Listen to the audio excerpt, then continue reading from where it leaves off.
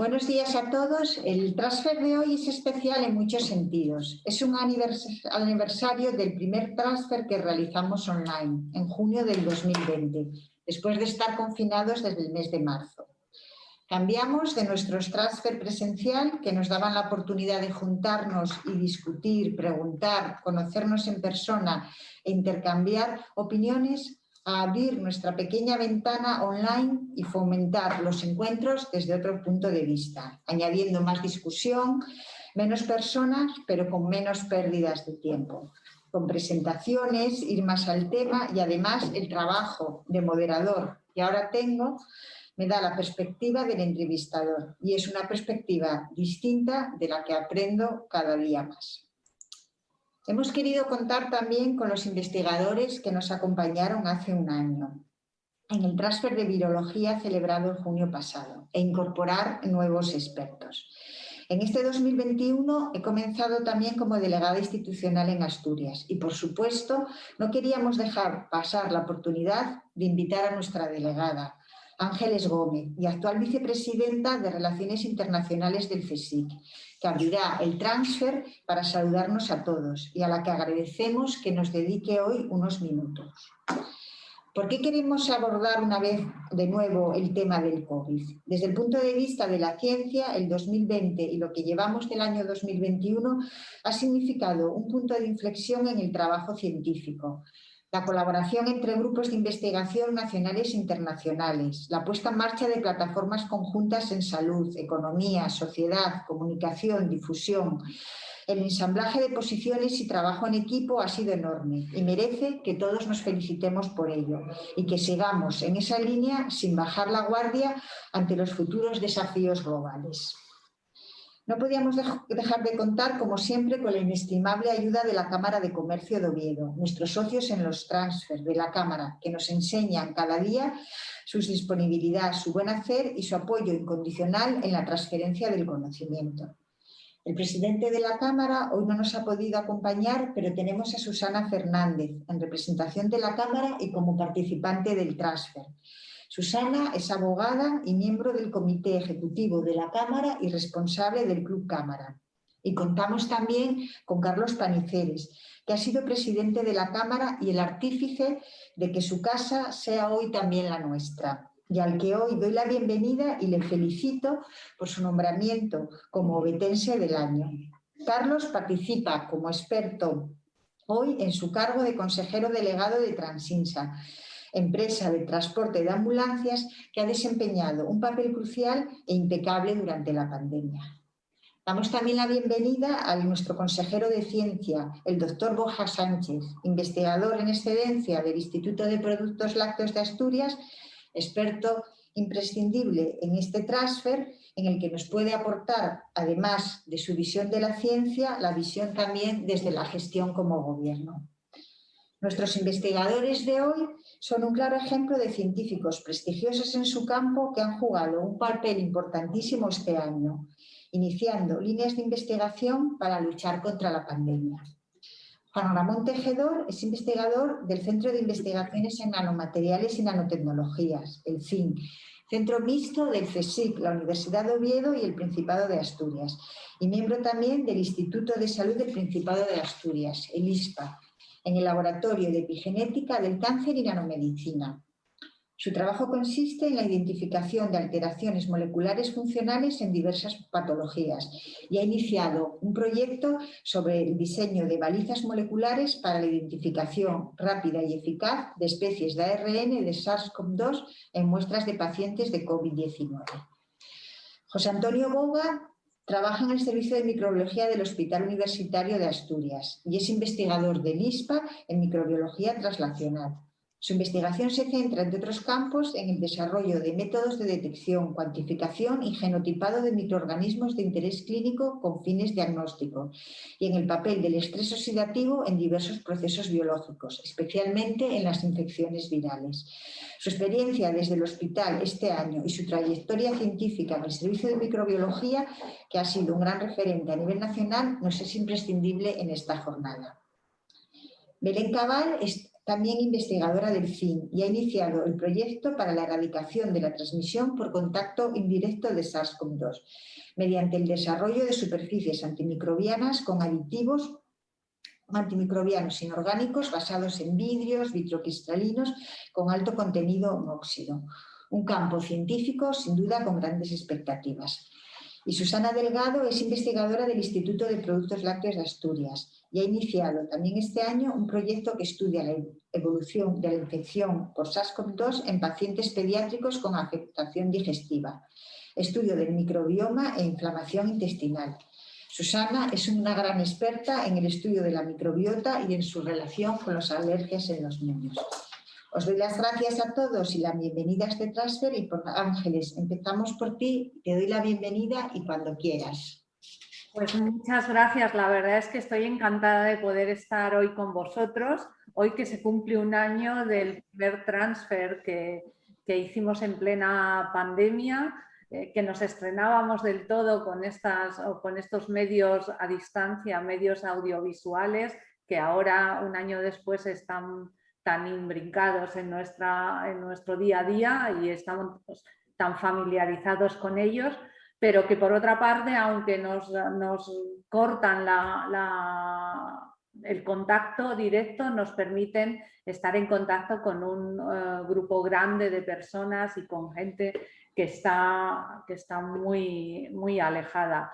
Por supuesto, lo primero de todo quiero darle la enhorabuena a Carlos, obetense del año.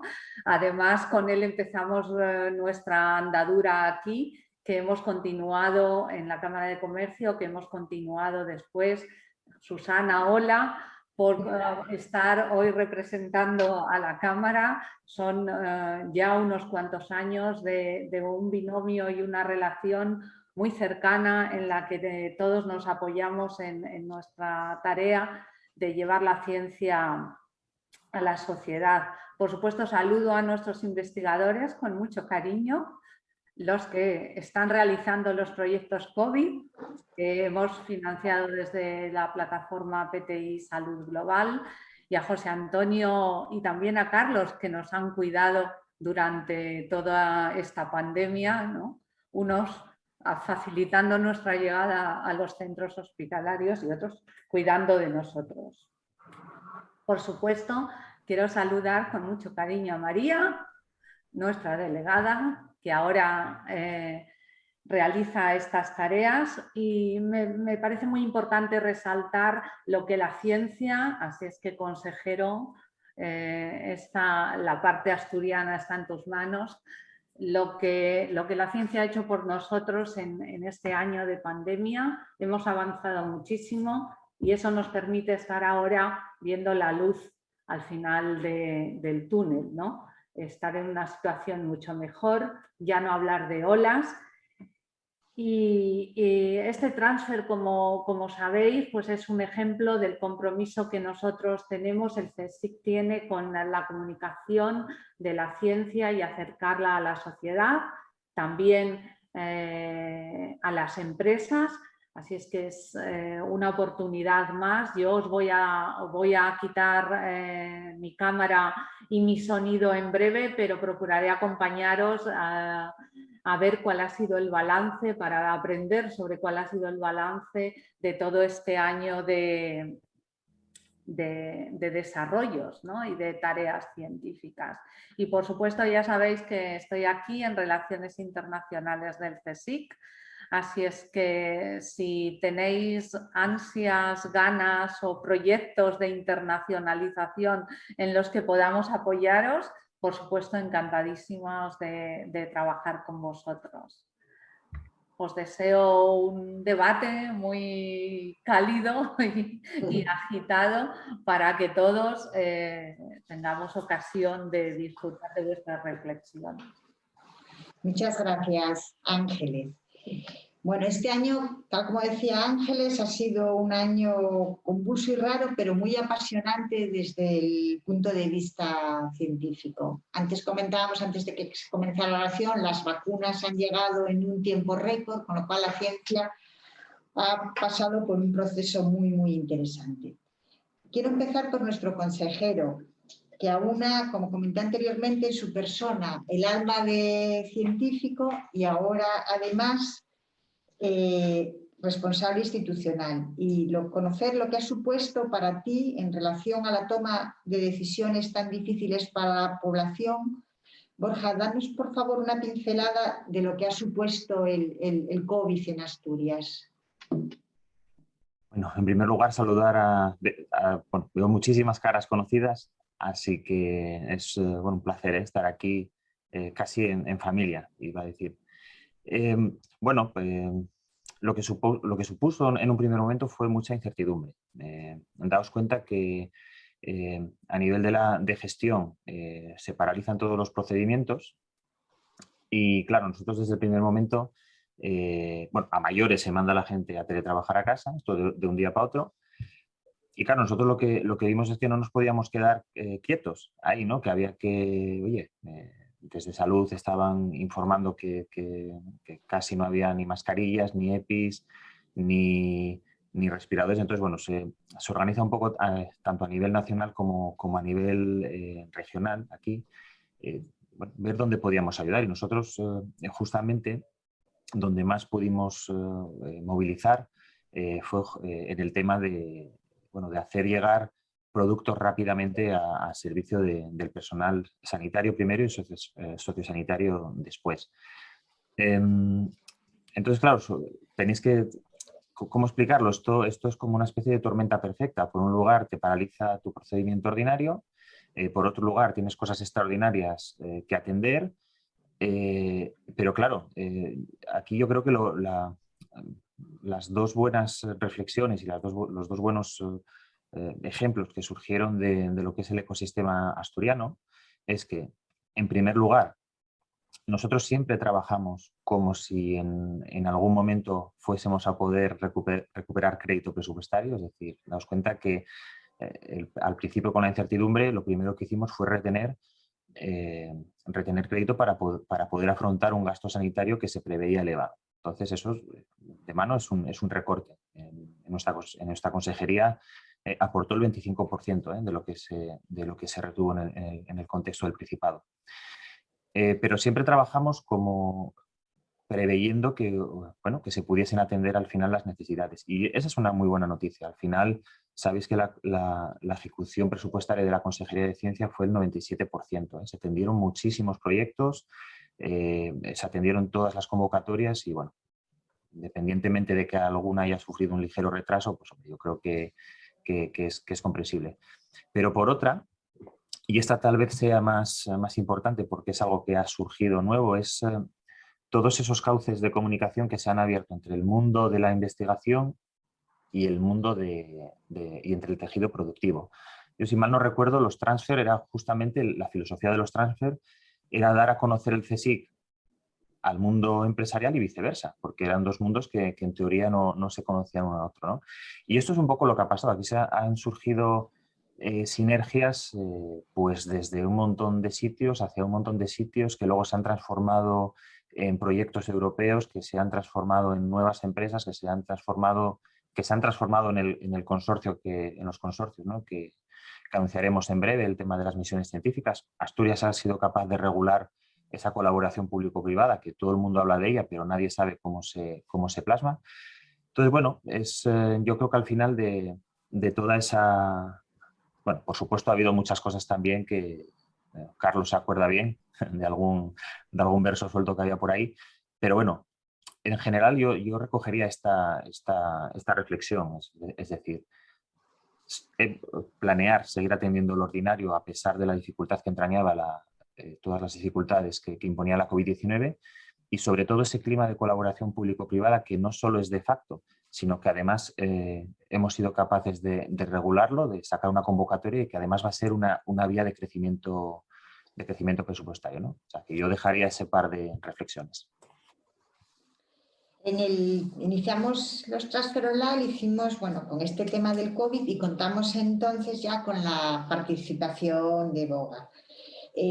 Porque, bueno, estar en primera línea en el hospital y en el servicio de microbiología, además, pues era clave en todo este proceso. boga. Aparte de que luego hablemos un poco de los desarrollos científicos y todo el trabajo que habéis hecho desde el punto de vista científico en vuestro servicio, bueno, nos gustaría un poco conocer desde el punto de vista más personal qué ha supuesto para ti vivir la pandemia en primera fila en el servicio de microbiología. Sí, bueno, en primer lugar es un placer estar aquí, gracias por la invitación. Ha pasado un año y han pasado muchas cosas, ¿no? Respecto a la pregunta, yo creo que hay dos aspectos. Yo creo que el laboral, ¿no? Y en eso, bueno, como miembro del servicio o de la sección en concreto, creo que hablo por otros miembros también del grupo, ¿no? Yo creo que ha supuesto, por un lado, un reto, ¿no? Desde el minuto 1 veíamos la avalancha, el tsunami de muestras que íbamos a tener que tratar y para el cual no estábamos acostumbrados, lógicamente, ¿no? Pero también una oportunidad de que, bueno, a lo largo de estos años, desde la aparición de la sección por María de Oña, ya jubilada, y continuada por Santiago Melón, ¿no? Que es ahora el jefe de la sección, pues una oportunidad de demostrar que los conocimientos adquiridos, la forma de trabajar, toda la tecnología que hemos ido acumulando durante este tiempo, pues podíamos utilizarla, ¿no? Para enfrentarnos a este reto, ¿no? Y por otra parte, en lo personal, bueno, nosotros no estuvimos en la primera línea, no tocamos al paciente, digamos, no lo vimos, ¿no? Sí hablamos con los clínicos y sí nos contaban cosas muy duras. Es que fueron momentos penosos, ¿no? Sobre todo la primera ola que nos pidió un poco así a desmano. No sé, yo no me confiné, evidentemente nosotros nos confinamos y sí que la situación en la que salías de casa, yo vivo en Gijón, a Oviedo, no había nadie en la calle, la autopista vacía. Yo creo que todo eso hizo sentir que estábamos como una película, ¿no? Algo que nos chocaba muchísimo. Y yo creo que algo psicológicamente, yo creo que todos salimos un poco tocados de esa situación, ¿no? Inesperada y que, bueno, pues no. Lo que sí creo que tenemos que sacar una solución positiva, ¿no? De todo esto. Es decir, bueno, es una pandemia, ha habido otras pandemias en el pasado, las habrá en el futuro y yo creo que probablemente de todo esto tenemos que sacar pues, unas lecciones para futuros situaciones similares. La pandemia, bueno, como ya hemos comentado, ha supuesto un hito sin precedentes en el trabajo multidisciplinar en la ciencia y el CSIC ha respondido con todo su esfuerzo para dar esa respuesta global que requiere en situaciones y con desafíos tan enormes. Los investigadores del CSIC que hoy estáis aquí iniciasteis líneas de investigación específicas frente al COVID. Empezamos por ti, Juan Ramón. Cuéntanos un poco tu línea de investigación y cómo se ha desarrollado en este año. Sí, bueno, antes de todo, agradeceros vuestra invitación a participar aquí en los transfers. La verdad que bueno, estamos muy agradecidos de que podáis haber contado con nosotros un año más. Y siempre es un placer ahí poder discutir y estar en este tipo de coloquios, ahí sobre todo con los invitados que tenemos hoy, que algunos sí que son bastante conocidos. Bueno, básicamente nosotros trabajábamos en epigenética y realmente tuvimos la oportunidad de desarrollar un proyecto de diagnóstico gracias al esfuerzo aportado por la Plataforma Salud Global de CSIC y también a la aportación del Instituto Carlos III para poder digamos, desarrollar técnicas alternativas a la PCR, que bueno, como comentaba José antes, es la técnica mayoritaria que se utiliza para diagnosticar el COVID hoy en día. Y no sé si puedo compartir pantalla, quizá os puedo enseñar un ápice de lo que hemos desarrollado en este año. A ver, yo creo que lo tenemos aquí. Vale, ¿podéis verlo en pantalla lo que os muestro? Sí. Bueno, básicamente nuestra idea, nuestro concepto inicial era el desarrollo de una técnica que fuera, digamos, adicional a la PCR. Es decir, que pudiéramos desarrollar una técnica que no compitiese con reactivos con ella, una técnica que se pudiese utilizar en otros medios que no requiriesen el uso de personal cualificado o máquinas altamente cualificadas y además que pudiese abaratar los costes del desarrollo de estas tecnologías. Y básicamente utilizamos un fundamento que fue el de las balizas moleculares, que es un viejo conocido en el campo de la biología molecular y que nosotros adoptamos en cierta manera para poder desarrollar un método de amplificación de la señal que iban un poco en líneas diferentes a lo que se suele utilizar, que son métodos de amplificación de los ácidos nucleicos, la PCR propiamente dicha. Y bueno, aquí a la izquierda lo que os muestro es básicamente el desarrollo de esta metodología, en la que las balizas moleculares básicamente lo que son sondas de ADN que están marcadas con moléculas fluorescentes y en presencia del ácido nucleico diana, en este caso el SARS-CoV-2, son capaces de emitir una señal que somos capaces de captar con una serie de medios. Y nosotros lo que intentamos fue intentar mejorar la eficiencia de la detección de esta señal mediante sistemas de retroalimentación de dicha señal, en este caso mediados por enzimas de restricción. Aquí en la derecha, nada, brevemente os muestro una serie de resultados que tuvimos en el laboratorio, en la que en la gráfica del centro podéis ver cuál es el nivel de detección que se puede obtener con las balizas moleculares convencionales, y en la derecha os muestro la mejora que obtuvimos nosotros a nivel in vitro con este sistema de retroalimentación de la señal.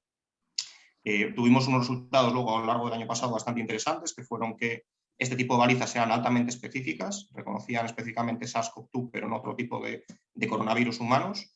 Y luego además también observamos que el beneficio de esta tecnología nos permitía realizar multiplex, que es básicamente combinar la detección de múltiples dianas dentro de una misma reacción, lo que nos permitiría abaratar en un orden de magnitud bastante importante los costes. Todo esto funcionó muy bien in vitro. Lo que pasa que, bueno, luego llegó la parte in vivo, en pacientes que desarrollamos precisamente con el laboratorio de virología de Luca, en la que nos ayudaron mucho también esta parte, pero resultó que este tipo de retroalimentación no era lo suficientemente buena para realizar una detección directa en ausencia de amplificación de ácidos nucleicos en muestras humanas. Y a partir de aquí, bueno, surgió una serie de planes de contingencia que intentamos aplicar para tratar de mejorar estos límites de detección. Es una lástima porque muy recientemente el grupo de Jennifer Doudna, que seguramente la conozcáis, ha sido recientemente galardonada el año pasado por el descubrimiento de aplicaciones mediadas con el premio Nobel por aplicaciones mediadas por CRISPR, junto con el laboratorio de Melanie Ott, que es la directora del Instituto Gladstone de Virología e Inmunología de San Francisco, han conseguido desarrollar una técnica muy parecida a la nuestra, basada precisamente en este CRISPR, que lo que permite es realizar una detección directa de SARS-CoV-2 en ausencia total de polimerasas o de retrotranscriptasas, lo cual, vamos, para mí ha sido algo realmente asombroso desde el punto de vista técnico. Nosotros, bueno, consideramos que esta mejora que hemos podido aplicar quizá no sea lo suficientemente buena para poder detectar el virus directamente en las muestras en ausencia de amplificación, pero lo que estamos intentando aplicar gracias a fondos proveídos de la plataforma Salud Global del CSIC es intentar dotar de estas balizas de una diversificación o una flexibilidad para aplicarlo a otras técnicas de amplificación isoterma de la señal. En este caso las estamos adaptando para que funcionen en un entorno de amplificación por NASBA o RPA, que consiste en amplificación de RNA o DNA mediante condiciones isotermas, es decir, a la misma temperatura, lo cual facilitaría mucho el uso de equipamiento que en ausencia de ciclos, por ejemplo, que es lo que utiliza la PCR.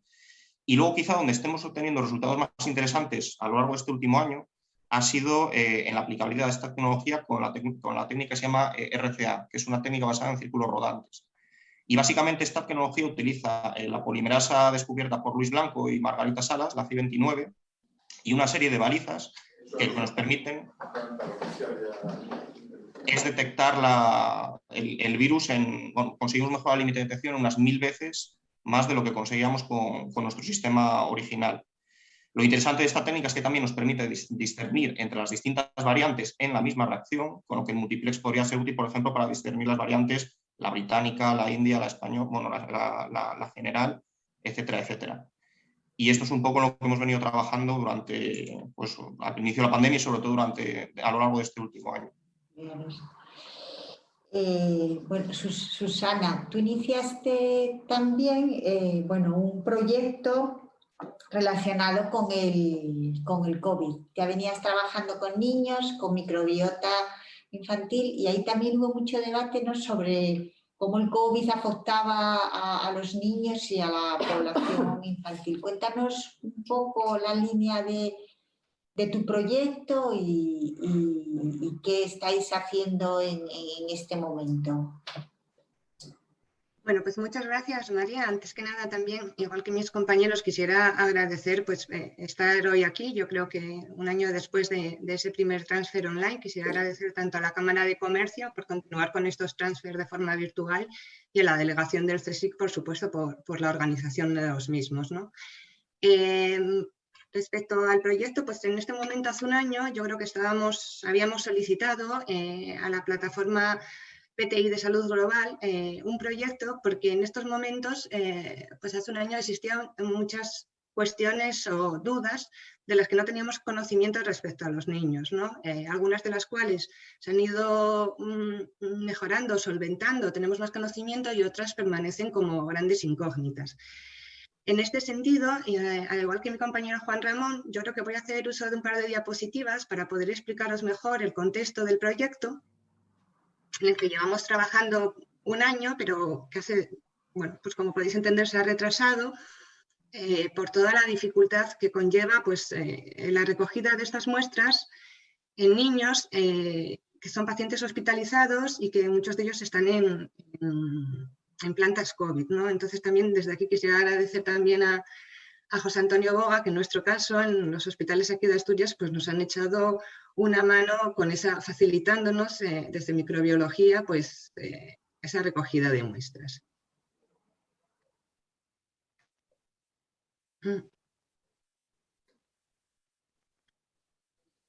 No sé si veis la presentación. Sí, la vemos. ¿Está en modo presentación? No. A ver si puedo conseguir ponerla. Ahora ya está en modo presentación. Vale, pues muy bien. Pues realmente nosotros, como digo, existían algunas dudas de qué ocurría con los niños. Los niños aparentemente en un primer momento se dijo que eran grandes transmisores. Luego con el paso de los meses se empezó a pensar que a lo mejor no eran no eran efectivamente los que estaban difundiendo el virus. A día de hoy se sabe, como respuesta también desde los colegios, que estos no han sido los grandes focos de la pandemia, ¿no?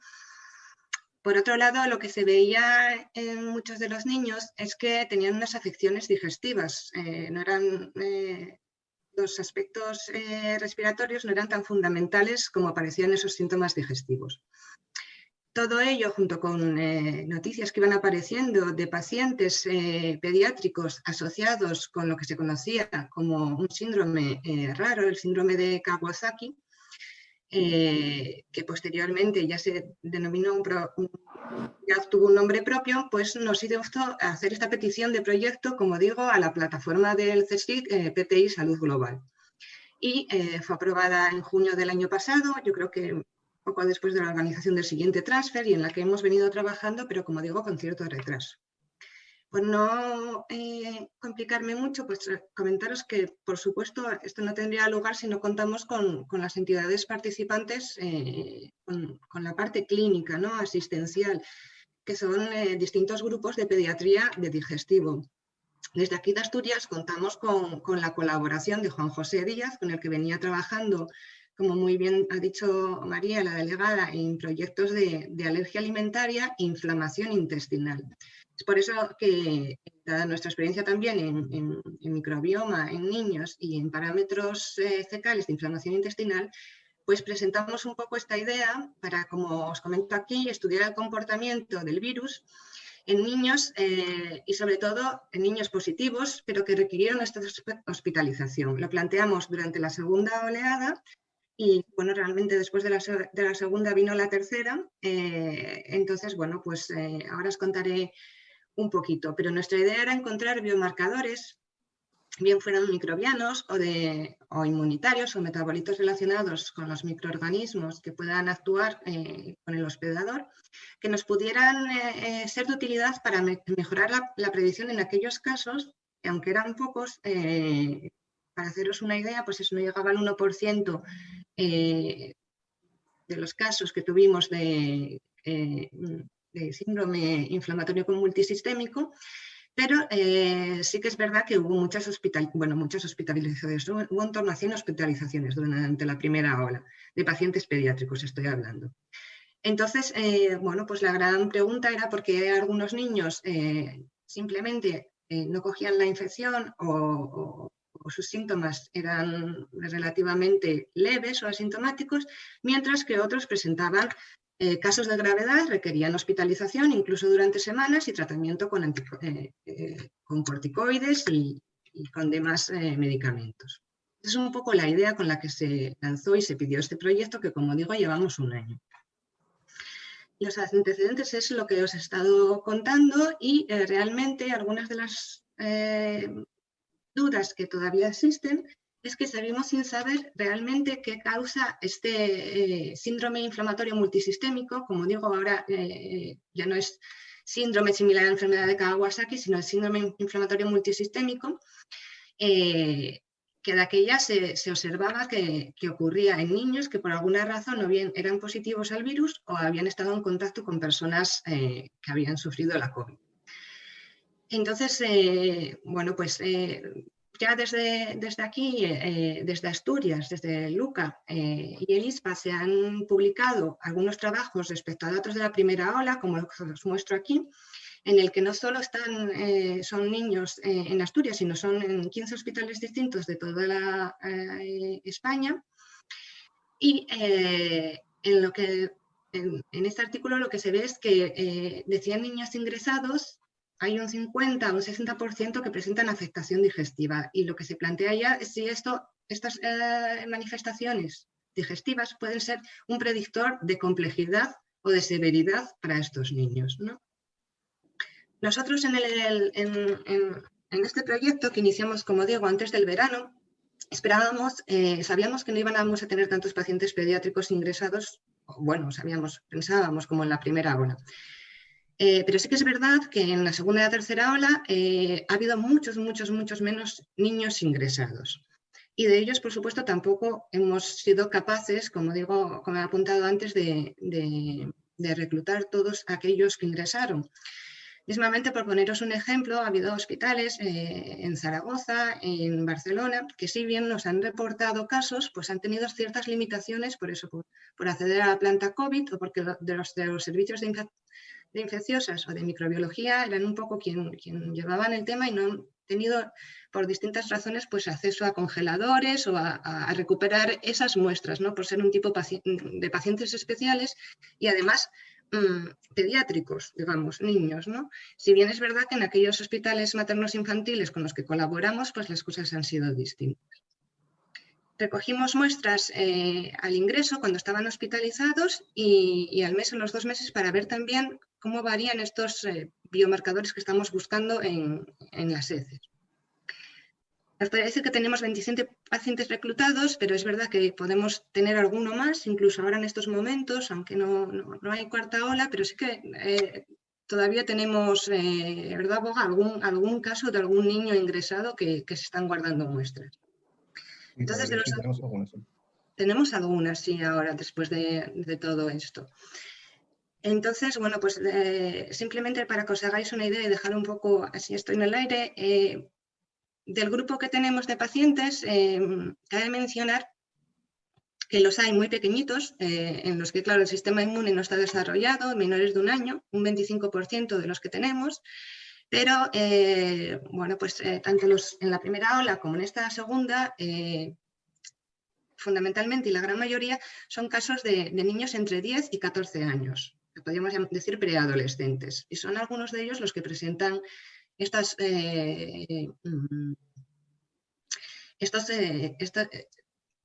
características que la OMS, no sé si lo veis bien en la pantalla, bueno, pues tiene unos criterios para diagnosticar este síndrome inflamatorio multisistémico. Y como veis en la diapositiva, pues son un 15% de los casos de los pacientes que hemos reclutado.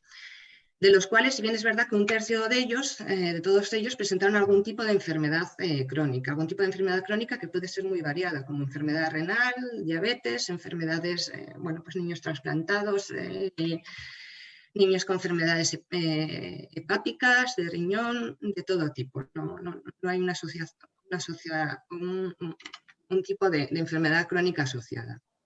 Y nos volvió a aparecer en este estudio, pues lo mismo, el 60% de los mismos, además que son cifras que cuadran mucho con lo que hay en la literatura, ¿no? El 60% de estos casos ingresados en hospitales, que han tenido que pasar al menos un día ingresados, presentaban una sintomatología clara digestiva, de distinto tipo, pero sintomatología digestiva.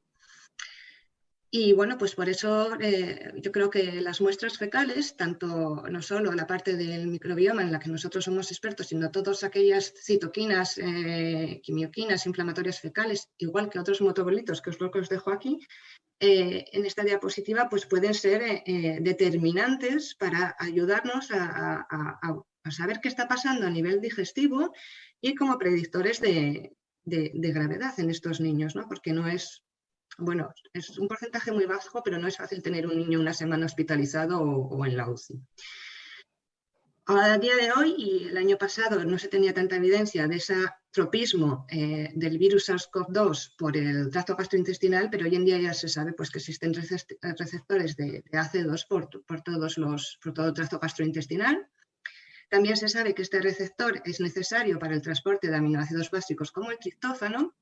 Y yo lo que sí quiero dejar aquí es bueno, pues que también hay estudios muy recientes que de determinados metabolitos que son productos de microorganismos, como son metabolitos indólicos, indol acético e indol propiónico, son claros mediadores inmunes, es decir, actúan con el hospedador y van a afectar a la permeabilidad de la membrana, van a afectar a muchísimas cosas. Y todo esto destacando el papel que pueda tener la microbiota en estas situaciones, ¿no? Entonces, bueno, pues en cuanto a la continuidad y las perspectivas, pues hemos pedido una extensión del proyecto para poder continuar por este retraso que llevábamos un poco en la recogida, lo que supone la recogida de muestras y todo el papeleo administrativo también que conlleva este proyecto.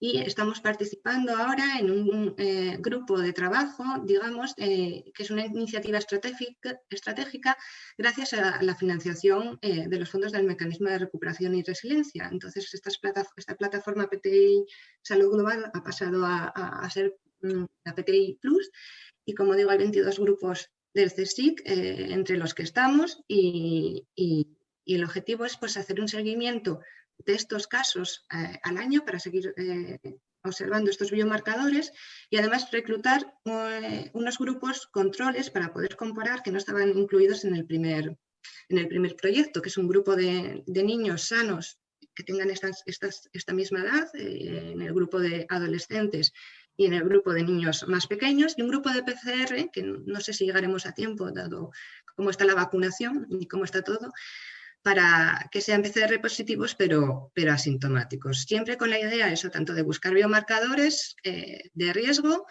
y de severidad que nos puedan ser útiles pues para abordar anticipadamente un pronóstico.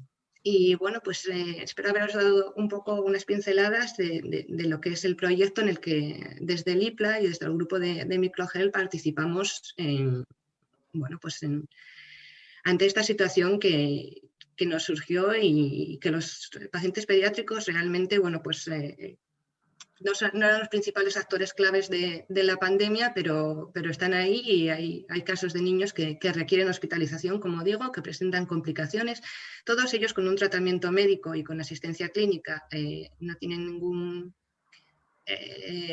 problema. Quiero decir que no ha habido prácticamente muertes. Pero bueno, siempre es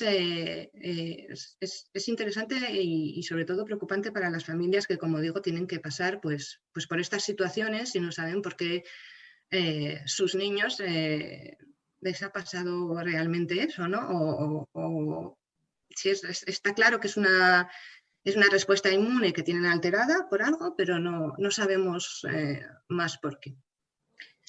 Voy a dejar de compartir. Muchas gracias, Susana. Belén, desde el CIN habéis trabajado en el desarrollo de superficies antimicrobianas, un trabajo multidisciplinar. En vuestro caso también habéis colaborado con un hospital en Estados Unidos. ¿Te imaginabas un trabajo con tantos desafíos por delante cuando empezasteis? Bueno, buenos días a todos. Gracias, María, por la presentación. Gracias también a la organización, ¿no?, por invitarnos a participar y en este webinar. Y bueno, al principio, igual que nos ha sucedido, yo creo, al resto de investigadores, esto ha supuesto un gran reto, ¿no?, en nuestras carreras, adaptar nuestras líneas de investigación a este gran desafío que ha supuesto la COVID. y realmente, bueno, en nuestro caso, el proyecto, como bien has introducido, era un proyecto enfocado en desarrollar superficies que fuesen capaces de inactivar la presencia del virus, en inactivarlo o reducir por lo menos al menos la carga viral.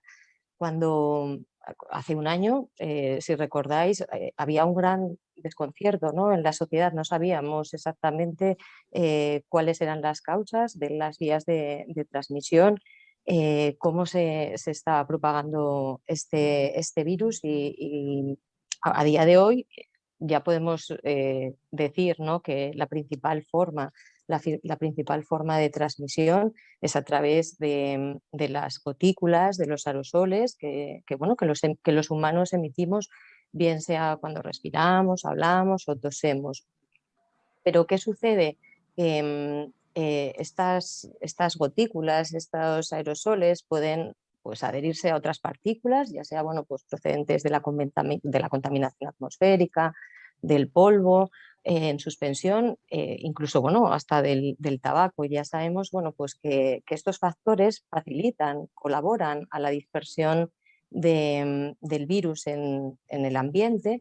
Y en determinadas circunstancias, pues como por ejemplo, pues espacios confinados en los que hay una alta carga viral, como pueden ser habitaciones hospitalarias, en las UCIs, en centros con poca ventilación, o sea, estamos hablando de oficinas, incluso, bueno, pues en transporte público.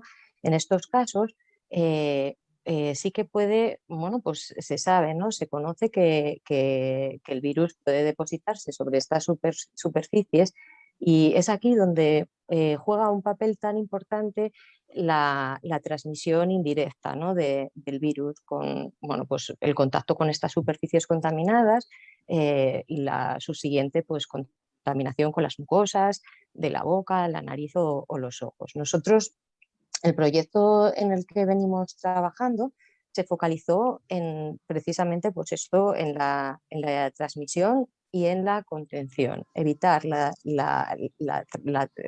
evitar contribuir en la transmisión del virus a través del desarrollo de superficies de naturaleza, o sea, de superficies con esta funcionalidad antimicrobiana. Nosotros en el CIN tenemos una larga trayectoria en el desarrollo de materiales antimicrobianos de naturaleza inorgánica. Este tipo de materiales son materiales que tienen una serie de propiedades que los hacen muy atractivos. Son materiales de un amplio espectro de actuación. Son eficaces habíamos validado antes de comenzar bueno, pues el gran reto, ¿no?, de la COVID-19, los habíamos evaluado frente a diferentes tipos de bacterias u hongos y habíamos comprobado, verificado que este tipo de materiales mostraban actividad, son muy activos, son materiales eficaces frente a diferentes tipos de patógenos, incluso de fitopatógenos, pero nunca antes los habíamos evaluado frente a virus. Este tipo de materiales también tienen las ventajas de que son materiales que no presentan una toxicidad asociada, son materiales estables que no se degradan con el tiempo en sustancias que pueden llegar a ser más tóxicas, y son materiales muy versátiles que se pueden adecuar fácilmente a la aplicación final a la cual vayan dirigidos. Por tanto, nos parecían muy atractivos a la hora de evaluarlos frente a este nuevo agente patógeno. Para llevar a cabo el proyecto, lo que orientamos nos focalizamos, en primer lugar, fue diseñar y adecuar este tipo de materiales y validar, ¿no?, su eficacia frente al SARS, ver si podrían funcionar o no podrían funcionar. Nosotros somos un centro de materiales. Para poder llevar a cabo el estudio contamos con la colaboración de virólogos expertos, como bien mencionabas. Mantuvimos una colaboración con el Hospital Monte Sinaí, y todos los estudios fueron, o sea, y a nivel nacional, la investigación fue llevada a cabo con el doctor Stanislao Nistal de la Universidad de San Pablo, que fue bueno, pues la persona encargada en llevar los estudios específicos frente a los virus. En un primer término, el reto era, bueno, pues estos materiales que nosotros, con los que veníamos trabajando, que eran sistemas antimicrobianos de naturaleza inorgánica, principalmente vidrios, vitrocerámicas o sistemas nanoparticulados basados en plata o cobre, el primer objetivo que nos planteamos fue evaluar su comportamiento. Uy, ¿me oyes? Sí, sí, te oímos. Un microcorte, pero te oímos. Vale, perfecto. Con lo que os comentaba, el primer objetivo que nos planteamos fue pues validar, ¿no? Ver si este tipo de materiales podrían dar una respuesta eficaz frente al virus. La verdad que sorprendentemente hemos obtenido resultados muy, muy prometedores a tiempos de contacto muy, muy bajos. Estamos hablando de 10 minutos de exposición del virus a este tipo de agentes. Son capaces de inactivar, ¿no? completamente al virus. El reto y el desafío posterior fue intentar no adecuar estos principios activos ya a una aplicación, ¿no? A una superficie. Cómo poder incorporar este tipo de material sin que perdiese esa eficacia tan alta que hemos observado. Cómo adecuarlo, cómo modificarlos de tal forma que pudiéramos incorporarlos sobre superficies, ¿no? a distintos tipos de materiales, ya sean de naturaleza polimérica, naturaleza vítrea. Y el punto en el que nos encontramos ahora mismo en el proyecto, estamos intentando optimizar. Hemos desarrollado superficies poliméricas, principalmente poliméricas, y desarrollado pinturas, ¿no? que llevan incorporados estos aditivos, en los que hemos obtenido una respuesta positiva, pero todavía la respuesta es a tiempos de contacto pues un poco más largos. Ya no estamos hablando de esos 10 minutos como lo estábamos observando en el principio activo. Lo que queremos ahora es optimizarlo, ¿no? Optimizar esa respuesta de tal forma que tengamos superficies que sean capaces de mantener esa alta eficacia, pero ya a unas cinéticas más cortas, bueno, pues eso, más realistas, por decirlo de alguna forma. Otro punto importante en el cual también estamos trabajando es en entender, intentar, que nos encontramos ahora mismo también, es evaluar el mecanismo de actuación, ¿no? Entender cómo este tipo de materiales pueden mostrar eficacia frente a estos agentes patógenos, porque esto lo que nos aporta es este conocimiento, ¿no? que vamos a obtener de ese mecanismo de actuación. Lo que nos va a permitir es la optimización, ¿no? de este tipo de materiales, y ya si pensamos en futuro, no a corto plazo, como estamos viendo, ¿no? Pues yo creo que hoy en día somos todos conocedores. Estamos viviendo una pandemia, pero no va a ser la única, no ha sido la única, y desgraciadamente y lamentablemente vamos a tener que hacer frente a otros agentes patógenos bueno, que nos van a ocasionar problemas en el futuro. Entonces, la importancia también de la investigación radica en el hecho de estar preparados, o sea, obtener diferentes tipos de materiales que puedan ser eficaces frente a diferentes tipos de patógenos, no solamente el problema del SARS, sino bueno, pues, poder diseñar rápidamente herramientas que nos permitan combatir bueno, que permitan prevenir, que permitan controlar la transmisión de nuevos agentes patógenos en el futuro. Y así, de forma muy brevemente, en líneas generales, es un poco el estado, ¿no? en el que nos encontramos en la investigación y lo que venimos trabajando. Bueno, para la investigación ha supuesto sin duda todo un reto que requería una respuesta científica rápida, las vacunas, el desarrollo de nuevos fármacos, pero como bien ha comentado el consejero, el COVID ha supuesto un parón de un día para otro, un parón económico importante para muchas pequeñas y medianas empresas. Un nuevo paradigma de vida y un futuro incierto. Susana, nos gustaría mucho tu punto de vista como responsable de la Cámara de Comercio y que nos contases, bueno, qué ha supuesto económicamente para vuestros socios y cómo veis el futuro. Bueno, pues antes de nada, buenos días y yo, bueno, sabéis que hoy tenía que estar aquí José Manuel Ferreira, el presidente, bueno, os pide disculpas, le hubiera encantado, pero bueno, por motivos personales no ha podido acompañaros. Bueno, yo estoy aquí aprendiendo, imaginaos, además que yo soy de letras, que todo lo que estáis contando aquí me resulta absolutamente apasionante, ¿no?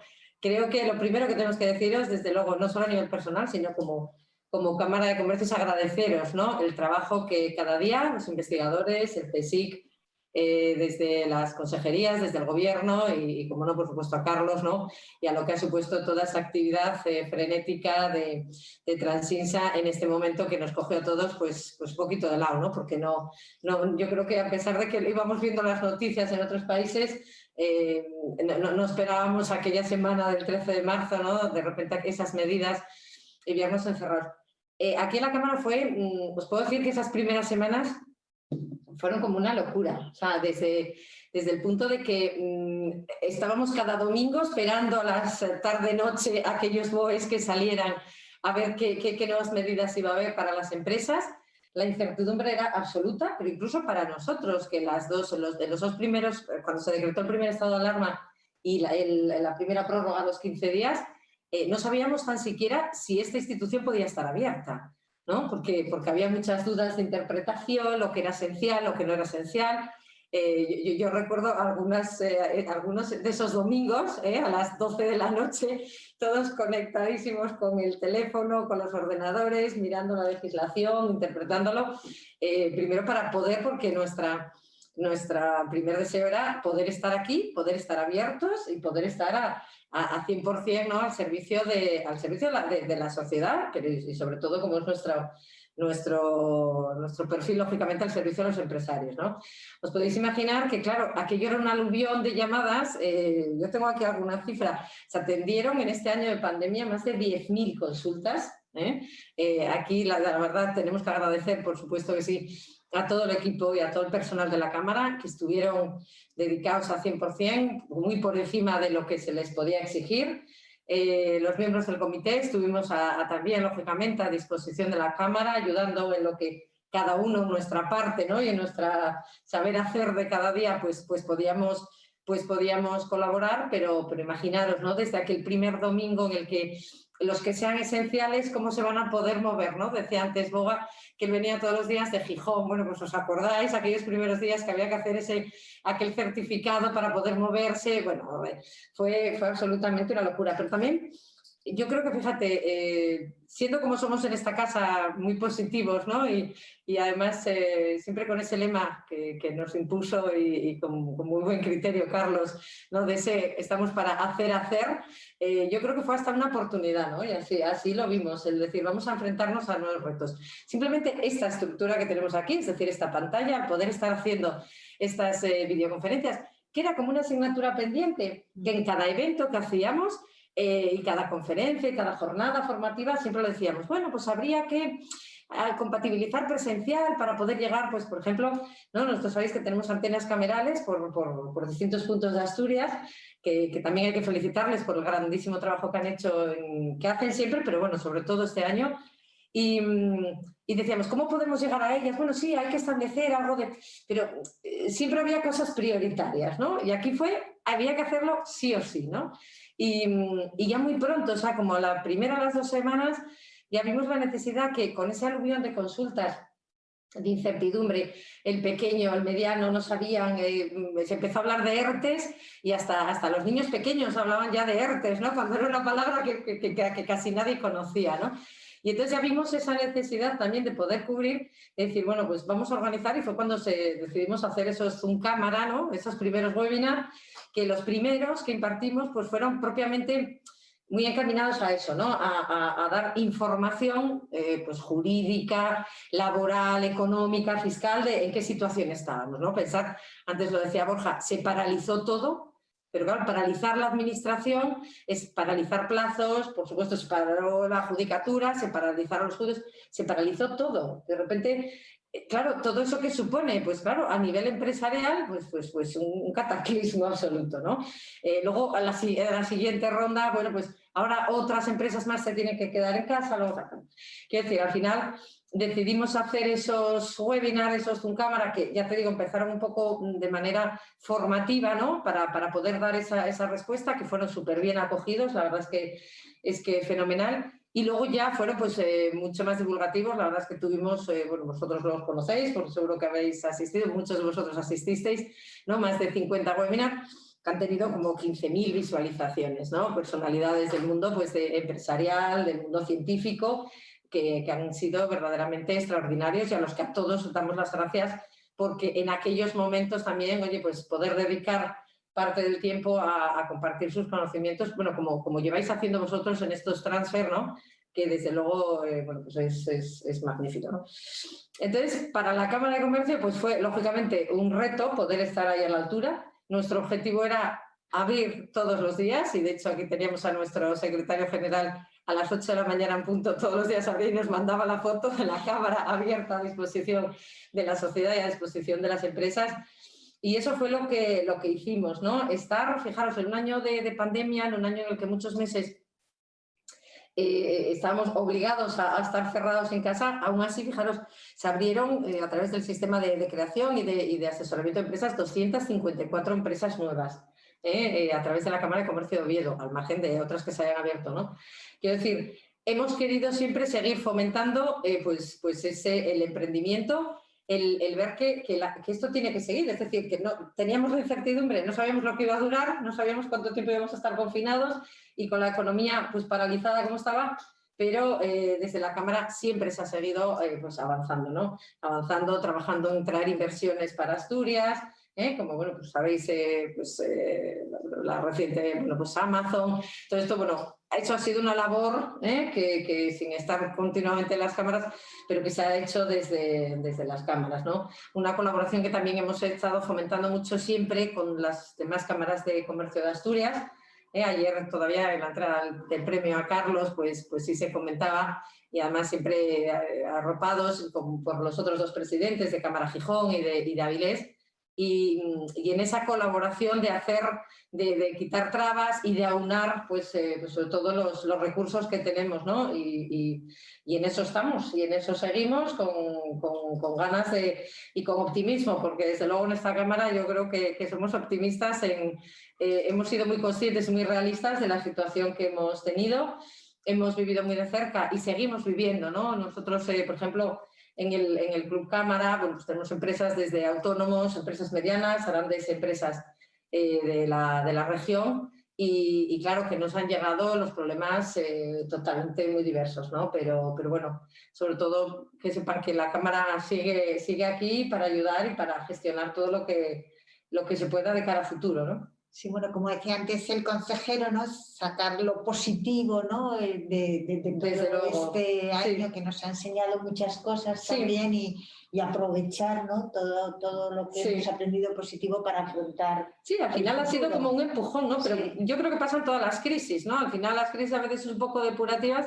y nos sirven pues para adaptarnos. Y aquí, que yo, en esta sala, que muchos webinars hemos participado, ¿no? Y hemos oído esa palabra, primero la palabra de moda, yo decía que era la incertidumbre, porque estábamos todos como a verlas venir, no sabíamos qué iba a pasar, ni a nivel sanitario, ni era una incertidumbre absoluta. Y luego yo creo que lo sustituimos por la palabra reinvención, ¿no? Porque desde nosotros, insisto, ¿no? El tener que adecuarnos a todo este tipo de cosas sin perder de vista que nos apetece volver al 100% al contacto personal y ojalá ya, yo creo que ya estamos viendo un poquito la luz, ¿no?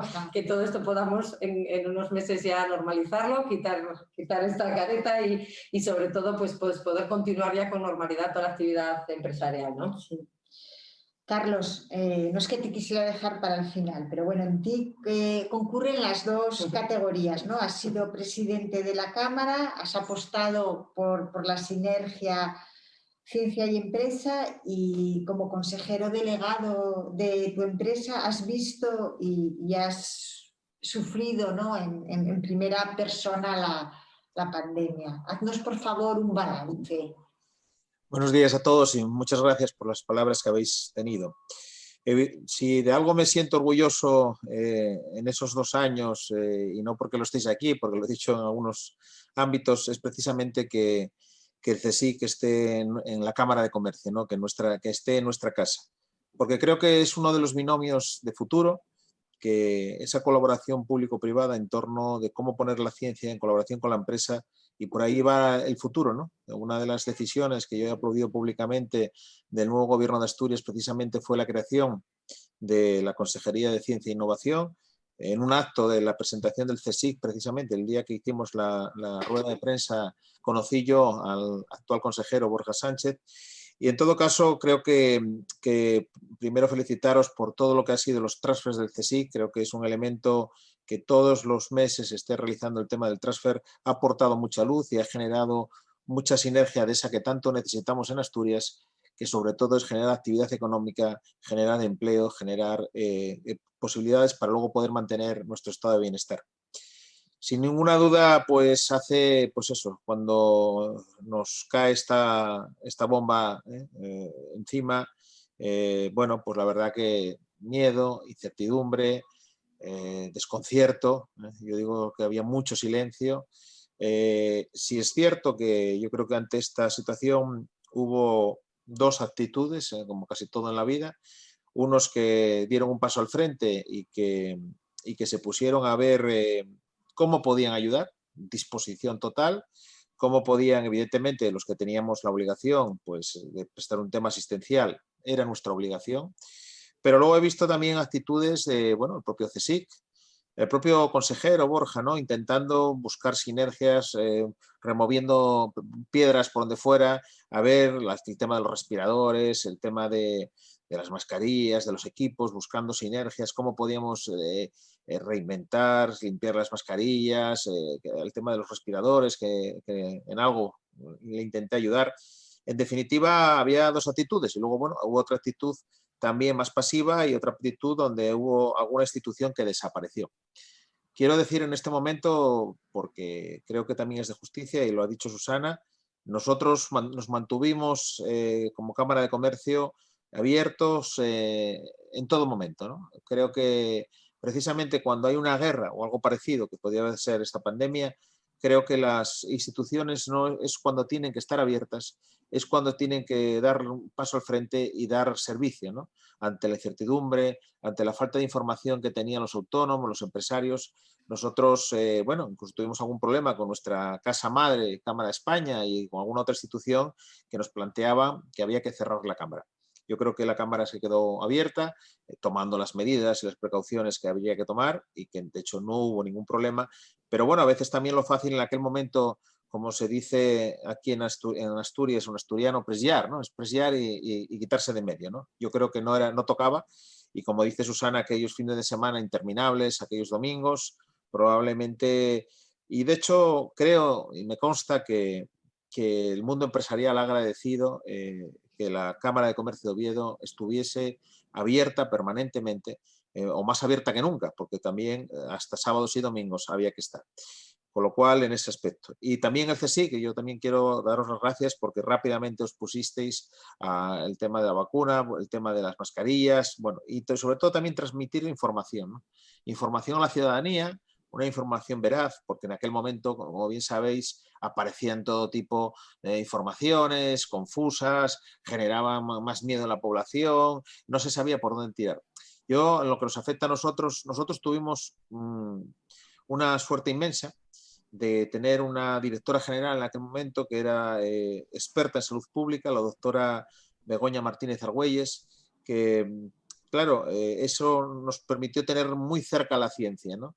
Y una de las claves para que nosotros pudiéramos garantizar un buen servicio fue rápidamente, cuando todavía casi no había llegado, no había llegado todavía casi el virus aquí, nosotros empezamos a dar formación. Empezamos a dar formación, formar a nuestros técnicos en temas bueno, pues de los EPIs, de medidas higiénicas, de medidas de bueno, pues cosas básicas, pero que había que ser muy sistemáticos, no cometer errores. Había muchas dudas, es verdad. Me acuerdo sobre el tema de qué método era el efectivo para descontaminar y poder limpiar los vehículos. Recuerdo que, bueno, pues pasábamos de lo más básico, que era la lejía y agua, pero bueno, fue cuando surgió todo el boom del ozono, que bueno, el ozono tenía, luego, bueno, se demostró, de hecho nosotros nos compramos unos cuantos equipos, pero bueno, que sí, era bueno para algunas cosas, pero probablemente para el COVID no era lo más efectivo, ¿no? Eso también nos obligó a ir reinventándonos, adaptándonos según también la información, porque a veces es verdad que faltó, en ocasiones faltó información, había información contradictoria desde el ministerio, no se sabía muy bien cada día cuál era el protocolo a seguir, había que estar permanentemente reinventándose y luego esto trasladarlo a 450 personas y que se cumplan los procesos y se cumplan los protocolos no fue fácil, ¿no? Es verdad que además al principio faltaron equipos de protección, luego se subsanó, pero bueno, y desde aquí también quiero recordar que hubo gente, nosotros lo hemos hecho público, ¿no? Empresas que, por ejemplo, a nosotros nos donaron equipos que tenían pues, del ámbito industrial y otro tipo de equipos que ellos en ese momento estaban cerrados y nos pusieron a disposición porque para nosotros era fundamental, ¿no? Era fundamental ya cuando el COVID llega a Asturias y cuando esa situación comienza a ser alarmante.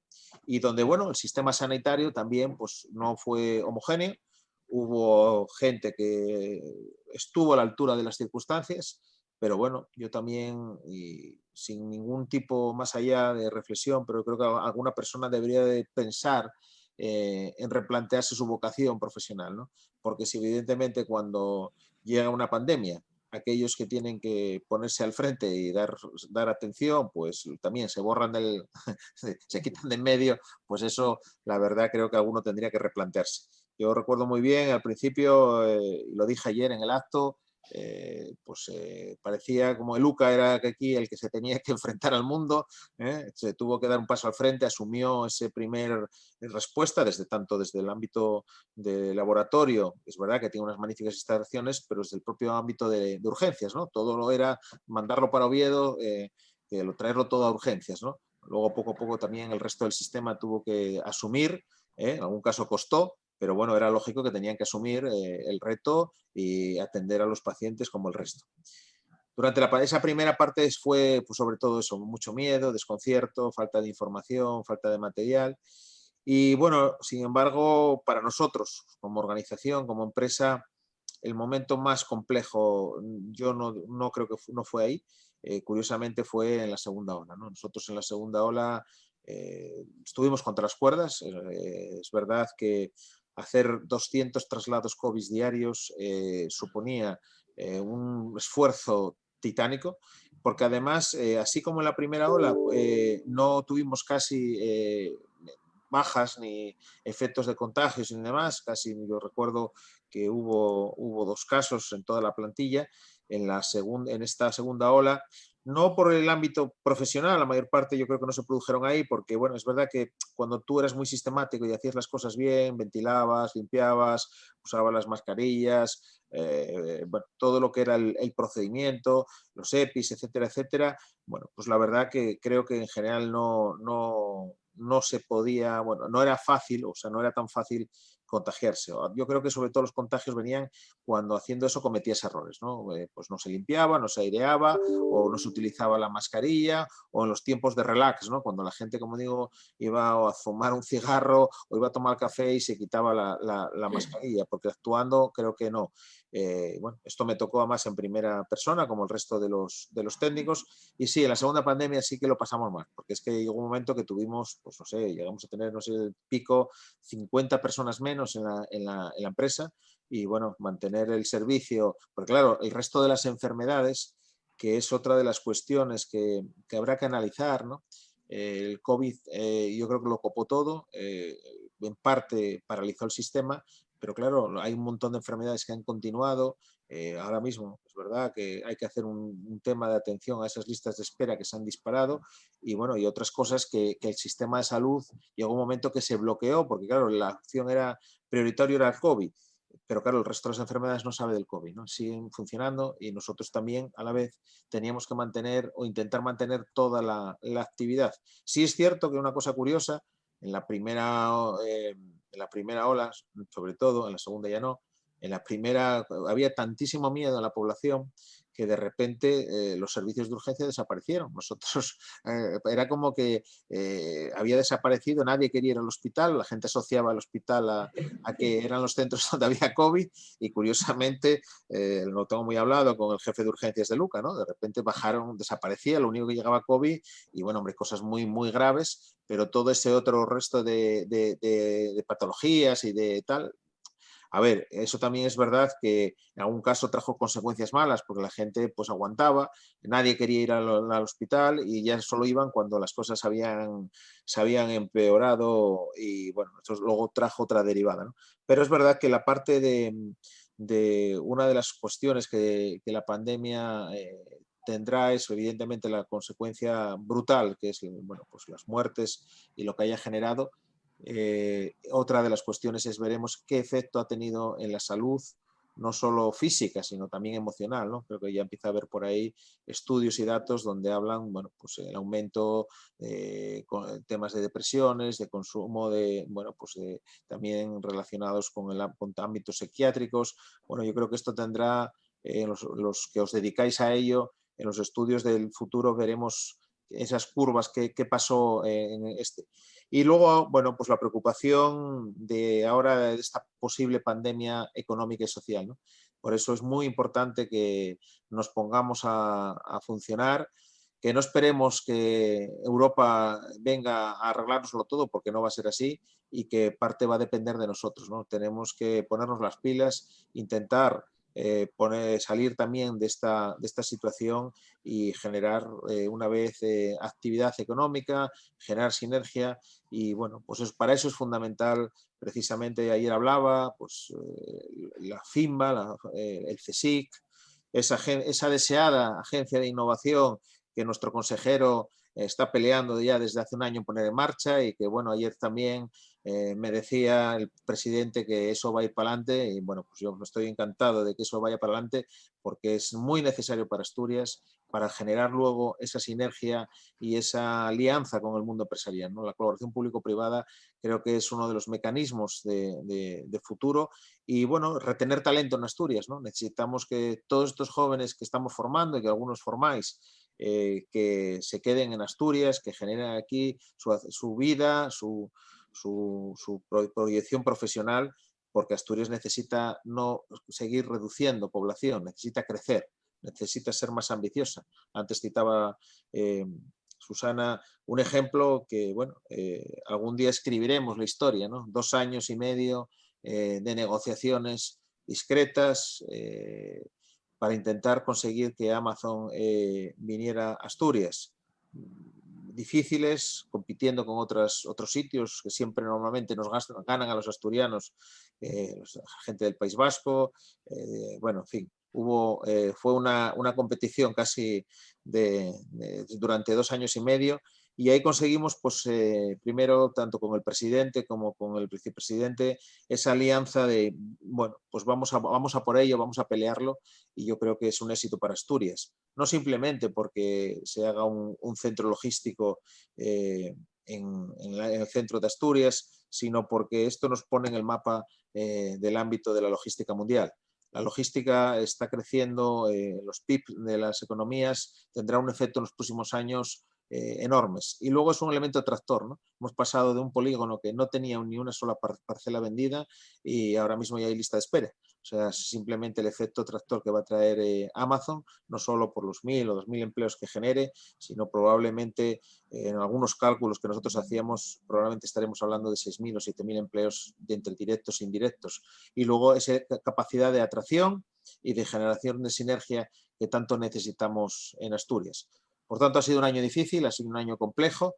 Es verdad, además, que Asturias, como habíamos pasado aquel primer momento, bueno, razonablemente, luego el verano, bueno, pues nos hizo ver que Asturias era el paraíso casi anti-COVID, ¿no? Se había convertido en un símbolo y, bueno, pues la verdad que un poco inesperado, ¿no? Porque nadie, aquella segunda ola, nunca nadie calculó que iba a llegar de aquella manera, porque además como se retrasó, bueno, vosotros sabéis mucho más que yo, ¿no? ¿Dónde estuvo la clave de aquellos contagios? Yo siempre digo que si hubiera sido el verano, tenía que haberse producido primero, sin embargo se retrasó al mes de octubre. No sé si es que también retrasamos la puesta en marcha de los colegios y eso tuvo algo que ver. Bueno, no lo sé.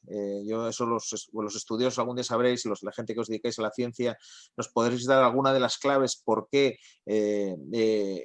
íbamos llegando, pero bueno, al final de una manera u otra yo creo que todas las comunidades autónomas acabamos pasando por el mismo problema, ¿no? Unos primero, otros después, pero bueno, y luego las vacunas que creo que han generado pues otra situación. Nosotros que evidentemente entenderéis que los geriátricos han sido uno de los sitios que más hemos visitado. Evidentemente hemos trasladado muchísima gente mayor con otras enfermedades que generaba en torno al COVID, aceleraba esas enfermedades y terminó en muchísimas muertes. Yo siempre recuerdo, y ayer lo decía, ¿no? Cuando fui con Antonio Trigo a aquel geriátrico de Grao, que fuimos a hacer aquellas primeras PCRs in situ, ¿no? Y claro, el resultado cuando salimos de allí, bueno, aparte que aquello era un dolor, pues eso, no sé, me acuerdo 120 personas contagiadas, otro tema en Castrillón, que como anécdota estábamos haciendo allí las pruebas, 5 personas en aquella sala, y salió un resultado de 120, pues no sé si 100 contagiados. Y curiosamente 3 enfermeros que estaban en aquel momento en aquella sala, éramos 5, los 3 enfermeros también dieron positivo. Antonio y yo la verdad que pensábamos que íbamos de aquella también a tener la desgracia de contagiarnos, pero bueno, tuvimos suerte. La verdad que en ese aspecto logramos pasar ese momento de crisis. Pero bueno, fueron momentos muy duros. La verdad que había que inventar cosas, había que, bueno, pues a ver cómo salíamos del atolladero. Y bueno, en general creo que también es para estar orgulloso pues eso, del sistema de salud que tenemos, de ese laboratorio magnífico que tenemos en el Hospital Central de Asturias que hizo posible todas esas PCRs. Hubo que inventar, y nosotros colaboramos bastante en todo el tema de los puestos COVID, ¿no? A ver cómo podíamos hacer, dónde había que buscar. Nosotros tenemos un camión de reconocimiento, lo reinventamos hacia ahí, luego unas casetas móviles para poner, bueno, todos los días había que inventar y dar respuesta para también que la gente no entrase en los hospitales y no los bloquease. Bueno, en todo caso, yo ahora me quedo con que estamos en el final del túnel, que probablemente también seamos conscientes más que nunca de la importancia de la ciencia, y de la importancia también de tener un sistema de salud potente que pueda dar respuesta a algo que nunca nadie pensó que íbamos a vivir, pero que vivimos. Pues nada, yo es un poco lo que os puedo decir. Muchas gracias.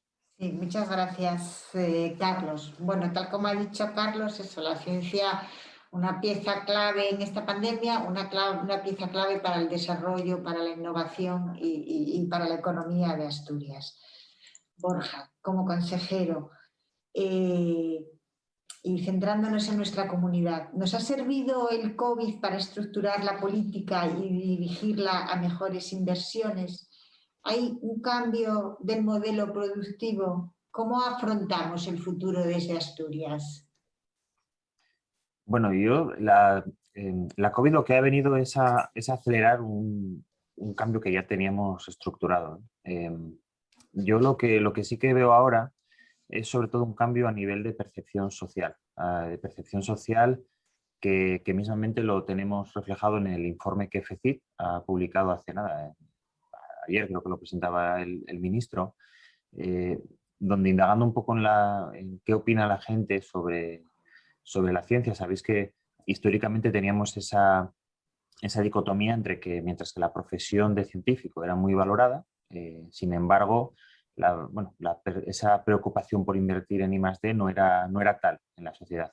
Y ahora si uno se fija, y aquí todavía no estamos capturando datos del año pasado, pero en Asturias, según pone la tabla, el 97% de la población pide más inversión en I+D.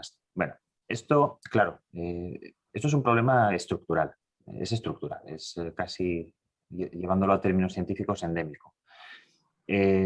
Nosotros aquí veníamos con un plan de reorganizar la gobernanza, lo llevamos en el programa. La gobernanza de la I+D en Asturias no iba. Esto mismo se había reflejado a nivel político en febrero de 2019, antes de llegar nosotros al gobierno.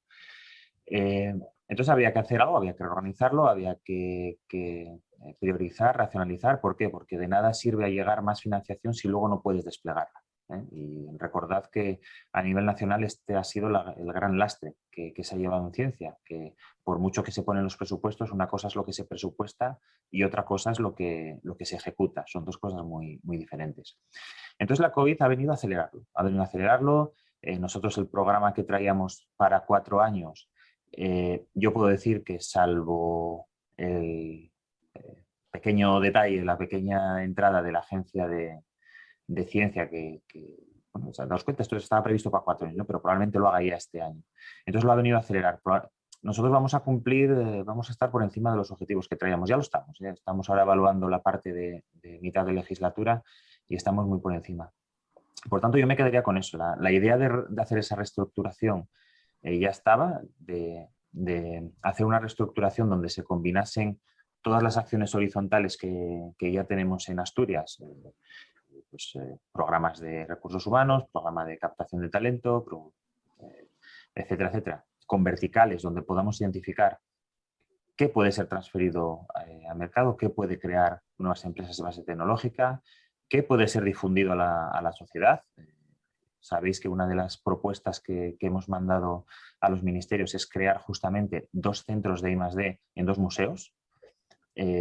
Bueno, todo eso ya venía de serie, pero la COVID solo ha hecho que acelerarlo. Y aparte es que creo que para nosotros, el año pasado, recuerdo defender en sede parlamentaria, decirle a sus señorías que leyesen el momento político en el que estábamos pasando y lo que estábamos pasando era un punto de inflexión. Ese punto de inflexión tiene su ejemplo en las vacunas, ya lo habéis mencionado. Las vacunas de ARN mensajero no es que solo hayan funcionado, es que la población lo ha visto. La población correlaciona que a medida que avanza la vacunación hay menos contagios, que la letalidad del virus es menor, que los casos graves son menores, que los ingresos en UCI son menores. Esto lo han visto, o sea, es causa-efecto. Por tanto, ahora nosotros estamos muy respaldados y creo que estamos pasando ahora a otro momento político particular en el cual debemos aprovechar todo este impulso que tenemos desde la sociedad y, bueno, también con un gobierno además que está claramente comprometido con ello, para tratar de justamente allegar más recursos, pero que sean esos recursos que todos queremos, ¿no? que generen esos, o sea, que atraiga talento, que retenga talento, que cree nuevas empresas de base tecnológica, que haga innovar a las pymes, que es donde tenemos el gran reto en Asturias. La gran empresa innova, el problema lo tenemos en las pymes, ¿no? Hay varias reformas en curso, unas verán la luz este año, otras habrá que prolongarlas hasta el año que viene, pero yo me quedaría, una vez más, por sacar el mensaje positivo, me quedaría en que la COVID-19 nos ha dado un empujón, es decir, esto ha sido un experimento global en toda regla, además un experimento satisfactorio. Creo que nadie duda hoy por hoy que aquellas regiones que ahora mismo acometan yo no voy a llamarlo recuperación económica, lo voy a llamar transformación económica o reactivación, también la podríamos hablar, pero quien lo acometa con una base de innovación, pero sin olvidarse de seguir generando conocimiento y de redirigir la parte de conocimiento que pueda ser orientada a la sociedad y al tejido productivo, las regiones que hagan eso estarán mejor preparadas ante futuras pandemias, que las habrá, y ante futuras crisis, que las habrá. Y yo aquí no me canso de recordar que el cambio climático sigue avanzando y que, por ejemplo, el agua el agua dulce, el acceso a agua dulce no está en muchas ecuaciones por ahí. Entonces, bueno, hay cosas para las que tenemos que prepararnos a futuro, ¿no? Y bueno, ¿yo qué os voy a contar de mi implicación? Yo lo repito por activa y por pasiva. De cómo se vaya a enfocar ahora esa transformación económica, bueno, pues yo creo que ahí va a residir gran parte del éxito que pueda tener Asturias a futuro. Y yo estoy convencido que aquí Asturias va a ser diferencial en este abordaje, va a ser diferencial en el hecho de orientar a su sistema científico-tecnológico, ponerlo en el centro de esta transformación económica. Y bueno, en eso estaremos las próximas semanas. Muy bien.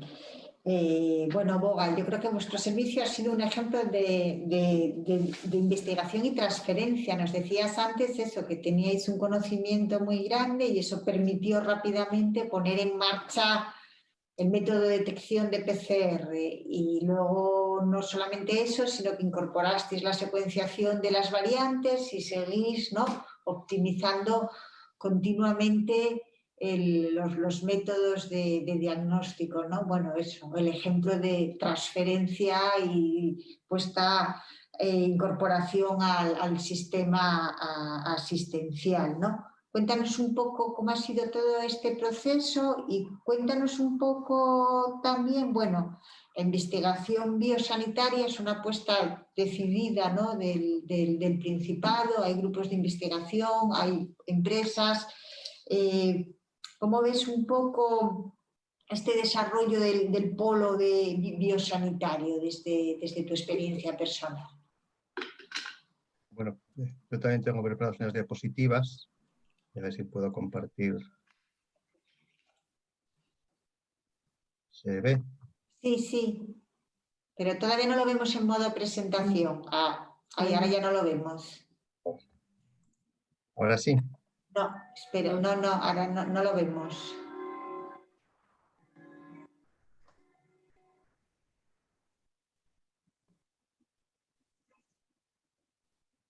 Ahora está cargando. Sí, ¿lo vemos? Sí. A ver.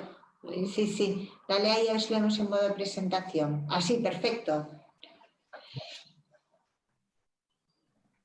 Bueno, nada, como ya dije, ¿no?, pues nosotros tuvimos el gran reto, evidentemente, de afrontar la cantidad de muestras que íbamos a recibir, algo que ya sabíamos, ¿no? Y por lo tanto, digamos que en principio nosotros lo que buscábamos era el desarrollo de un sistema de diagnóstico rápido, ¿no?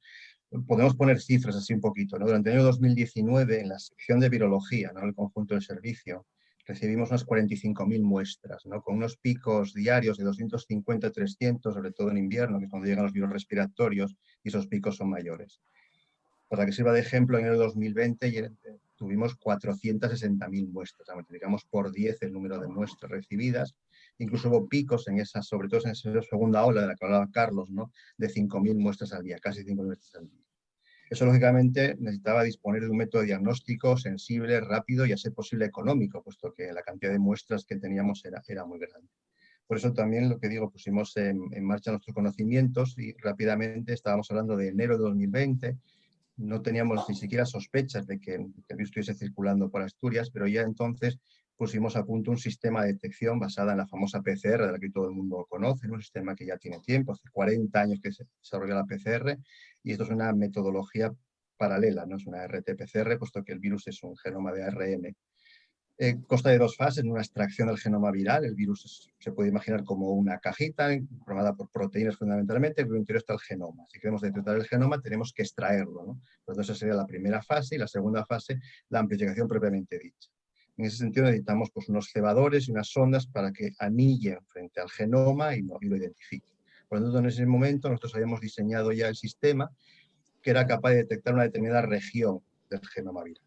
Poco tiempo después, el CDC americanos, el Centro de Control de Salud en Enfermedades en Atlanta, pues elaboró un listado también de reactivos que se podían utilizar. Nosotros los cogimos, los modificamos ligeramente porque nuestra tecnología era distinta. Entonces, en aquel momento ya disponíamos, digamos, de dos métodos de detección basados en la PCR, ¿no? de repente, efectivamente, estábamos hablando en febrero, empezaron a llegar casos o casos sospechosos, ¿no? Hasta el 29 de febrero, que fue nuestro primer caso positivo en la región, y a partir de entonces fue la avalancha. El laboratorio se transformó en un laboratorio prácticamente COVID, ¿no? Un poco lo que decía Carlos, había otras patologías, pero algunas empezaban a desaparecer. Los pediatras en urgencias, por ejemplo, pues no tenían apenas casos de ningún tipo, es decir, el COVID lo arrasó con todo. Y nuestro laboratorio se transformó en un laboratorio 24/7, o sea, 24 horas al día, 7 días a la semana. Se implementaron turnos, tarde, mañana y noche. Obviamente hubo un refuerzo de personal y de equipamiento. Aquí quiero agradecer a las autoridades sanitarias que siempre, evidentemente, nos dieron su apoyo, ¿no? De todo esto, de esta respuesta, ¿no? de todo diagnóstico, de estas PCRs, es que llevamos 650.000 PCRs realizadas desde que empezó, digamos, la pandemia. Aquí abajo pongo un poco cómo se fueron distribuyendo, digamos, los positivos, ¿no? En esta primera ola, digamos que fue una ola bastante dura porque fue el primer tsunami, ¿no? el primer golpe lo recibimos ahí. El inicio del confinamiento ayudó probablemente a que rápidamente esa ola fuese descendiendo, y luego lo que decía Carlos, ¿no? La terrible ola, la segunda ola, ¿no? Que fue mucho más grande, también bajamos, y luego una tercera ola, ¿no? El resultado de esas 650.000 PCR se recoge aquí. Evidentemente vamos a seguir, lógicamente, trabajando, dando diagnóstico, pero una segunda parte que también fuera muy interesante. Ya desde el minuto 1 sabíamos que, lógicamente, el SARS-CoV-2 es un virus de ARN, un genoma bastante grande, 30.000 bases, y que tiene una capacidad de mutación porque se replica, y cada vez que se replica pues puede cometer errores cuando replica, cuando duplica su genoma, y por lo tanto van a aparecer variantes, ¿no? Y en este aspecto, digamos que siempre pensamos en establecer una vigilancia epidemiológica, es decir, saber qué variantes estaban circulando en cada momento, ¿no?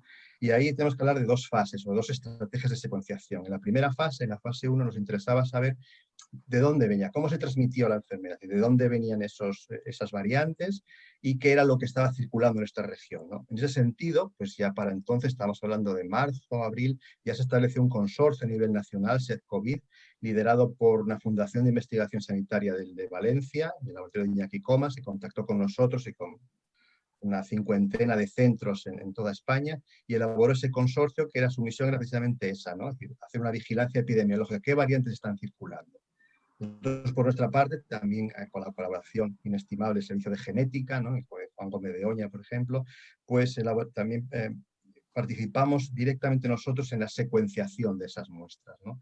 En el servicio teníamos secuenciadores Sanger, secuenciadores tradicionales, que nos permitían secuenciar pues, fragmentos más o menos largos, pero claro, un genoma de 30.000 bases con una caracterización total requiere una tecnología pues, de secuenciación masiva, de nueva generación, y por lo tanto recurrimos al servicio de genética, que ellos sabían cómo hacer eso.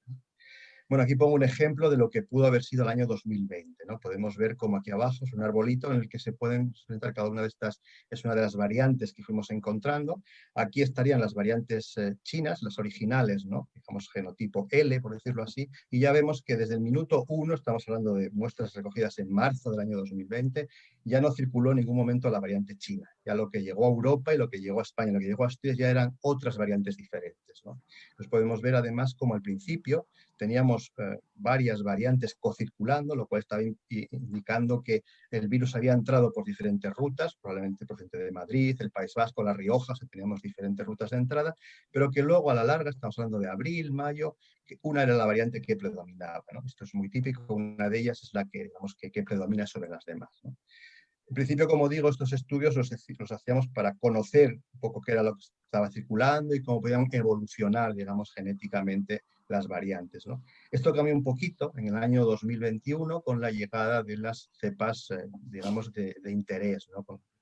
Catalogadas de interés por la OMS, ¿no? Entre las que todos sabemos que destacan la británica, la brasileña, la sudafricana. Estas cepas presentan una serie de cambios, como todas las variantes, pero en este caso esos cambios se encuentran sobre todo localizados en ciertas regiones, en la región del gen S concretamente, en una región que bueno, pues interacciona con el receptor, ¿no? Cambios en los aminoácidos 501, 484 y 417 de ese gen provoca que bueno, pues ciertos aminoácidos cambien y por lo tanto pueden hacer que estas variantes sean más transmisibles o más patogénicas o que escapen a la vacuna. Por lo tanto, ahí empezó, digamos, la preocupación por el seguimiento, lógicamente, de estas variantes, ¿no? En ese caso, pues lo que se cambió fue rápidamente la estrategia de secuenciación. O sea, pasamos de secuenciar muestras buscando un poco cómo el virus iba derivando, a hacer una secuenciación, yo diría, en tiempo real. Es decir, en ese momento pues se decidió también desde el Ministerio, ¿no?, la orden de hacer una vigilancia epidemiológica activa, por decirlo así.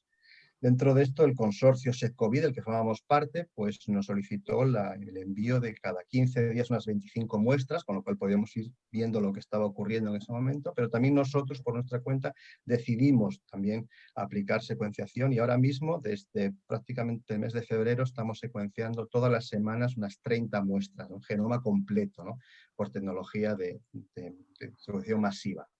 Y además también, como las mutaciones de interés más o menos se concentraban en un determinado fragmento del gen ese, pues también estamos secuenciando mediante tecnología Sanger precisamente esas mutaciones en concreto, lo cual nos permitía, digamos, caracterizar, ¿no?, lo que está circulando.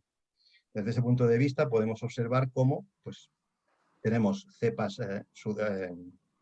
británicas, tenemos cepas sudafricanas, una variante nigeriana, variantes andinas, es decir, vemos que efectivamente han ido apareciendo diferentes variantes, ¿no?, a lo largo estamos hablando desde enero de este año hasta hoy, ¿no?, tenemos bastantes.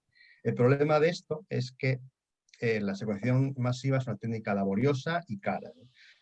Tarda más o menos una semana en conseguir el resultado, ¿no?, desde que empezamos el experimento hasta que se termina. Y además eso implica, por tanto, que esta caracterización basada en secuenciación masiva se puede hacer a unas cuantas muestras, no puede hacer un muestreo, ¿no?, pero no lo puede hacer a todas las muestras que tenemos, que eran muchas, sobre todo en los picos.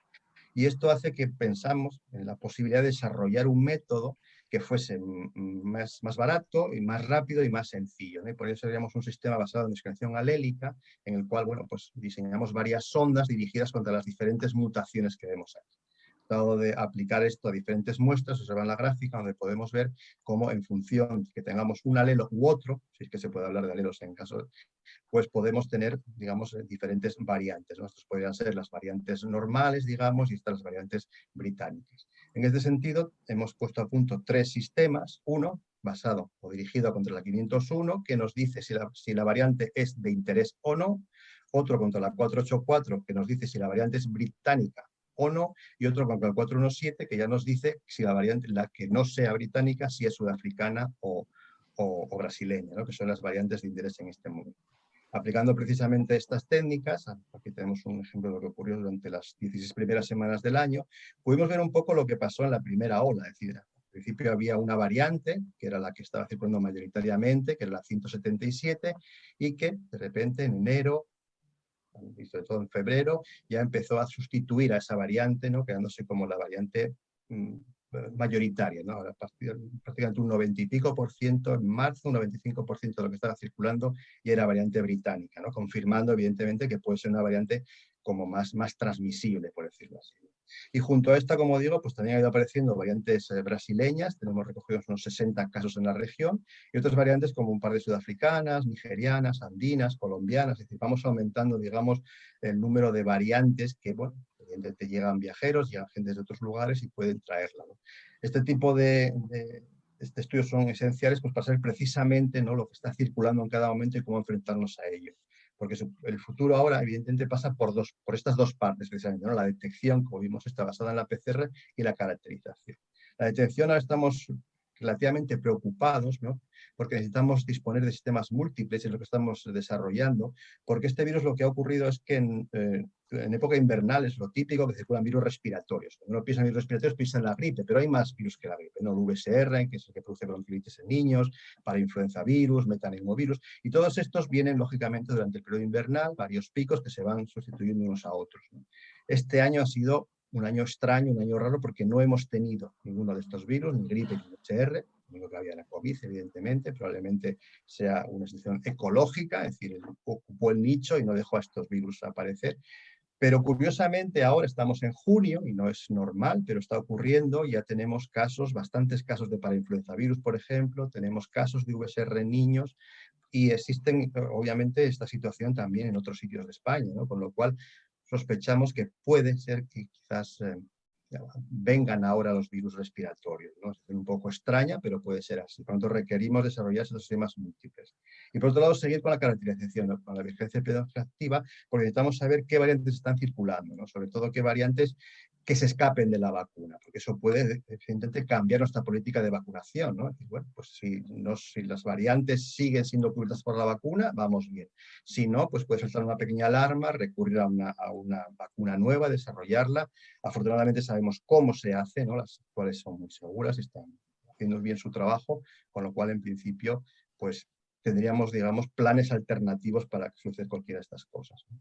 Y en eso es lo que, digamos, el servicio de microbiología, las unidades de virología, pues aportó, ¿no? en esta lucha contra el coronavirus. Muchas gracias, Boga. Bueno, Carlos y Susana, ¿conocéis el tejido empresarial de Asturias de primera mano? ¿Por qué a veces, lo hablábamos ayer precisamente también, ¿no? Porque a veces nos es tan difícil, ¿no?, conectar la investigación y las empresas, porque a veces es, bueno, difícil conectar con las empresas para que inviertan en I+D. ¿Cuál es vuestra opinión? Carlos. Bueno, yo creo curiosamente que incluso en Asturias, que vivimos todos cerca, a veces la falta de visibilidad, la falta de poner en común la ciencia, los propios centros del CSIC.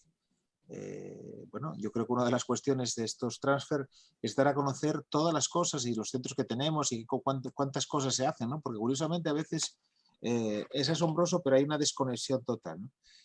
Precisamente por eso también necesitamos, insisto, entidades que hagan que eso sume, que hagan que eso se enlace y que hay un espacio de oportunidad, ¿no? Son espacios de oportunidad y por eso es fundamental, a mi modo de ver, pues esa labor de enlace entre el mundo empresarial y el mundo de la ciencia, que tiene que hacer la consejería que dirige Borja, esa agencia de innovación, que tiene que tener mecanismos ágiles y rápidos para poder poner en marcha proyectos.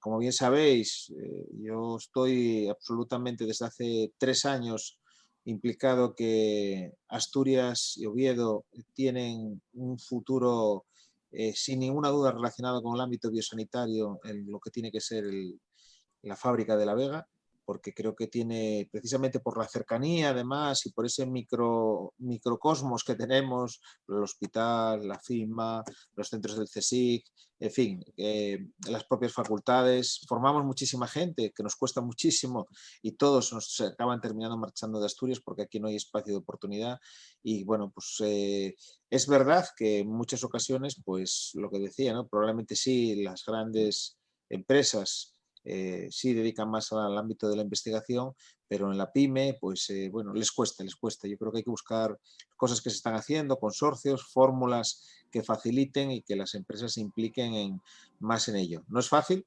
no es fácil, pero bueno, hay que seguir persistiendo y cambiando un tema también es un tema cultural, ¿no? Es un tema de cultura, es un tema de mentalidad. Probablemente, como decía también el consejero, a lo mejor una de las pocas cosas positivas que ha tenido el COVID es a ver si generamos ese nuevo discurso, generamos esa nueva alineación. Hay muchas cosas que en el ámbito de la investigación básica, etcétera, pero hay que intentar llevarlas también a la práctica, ¿no?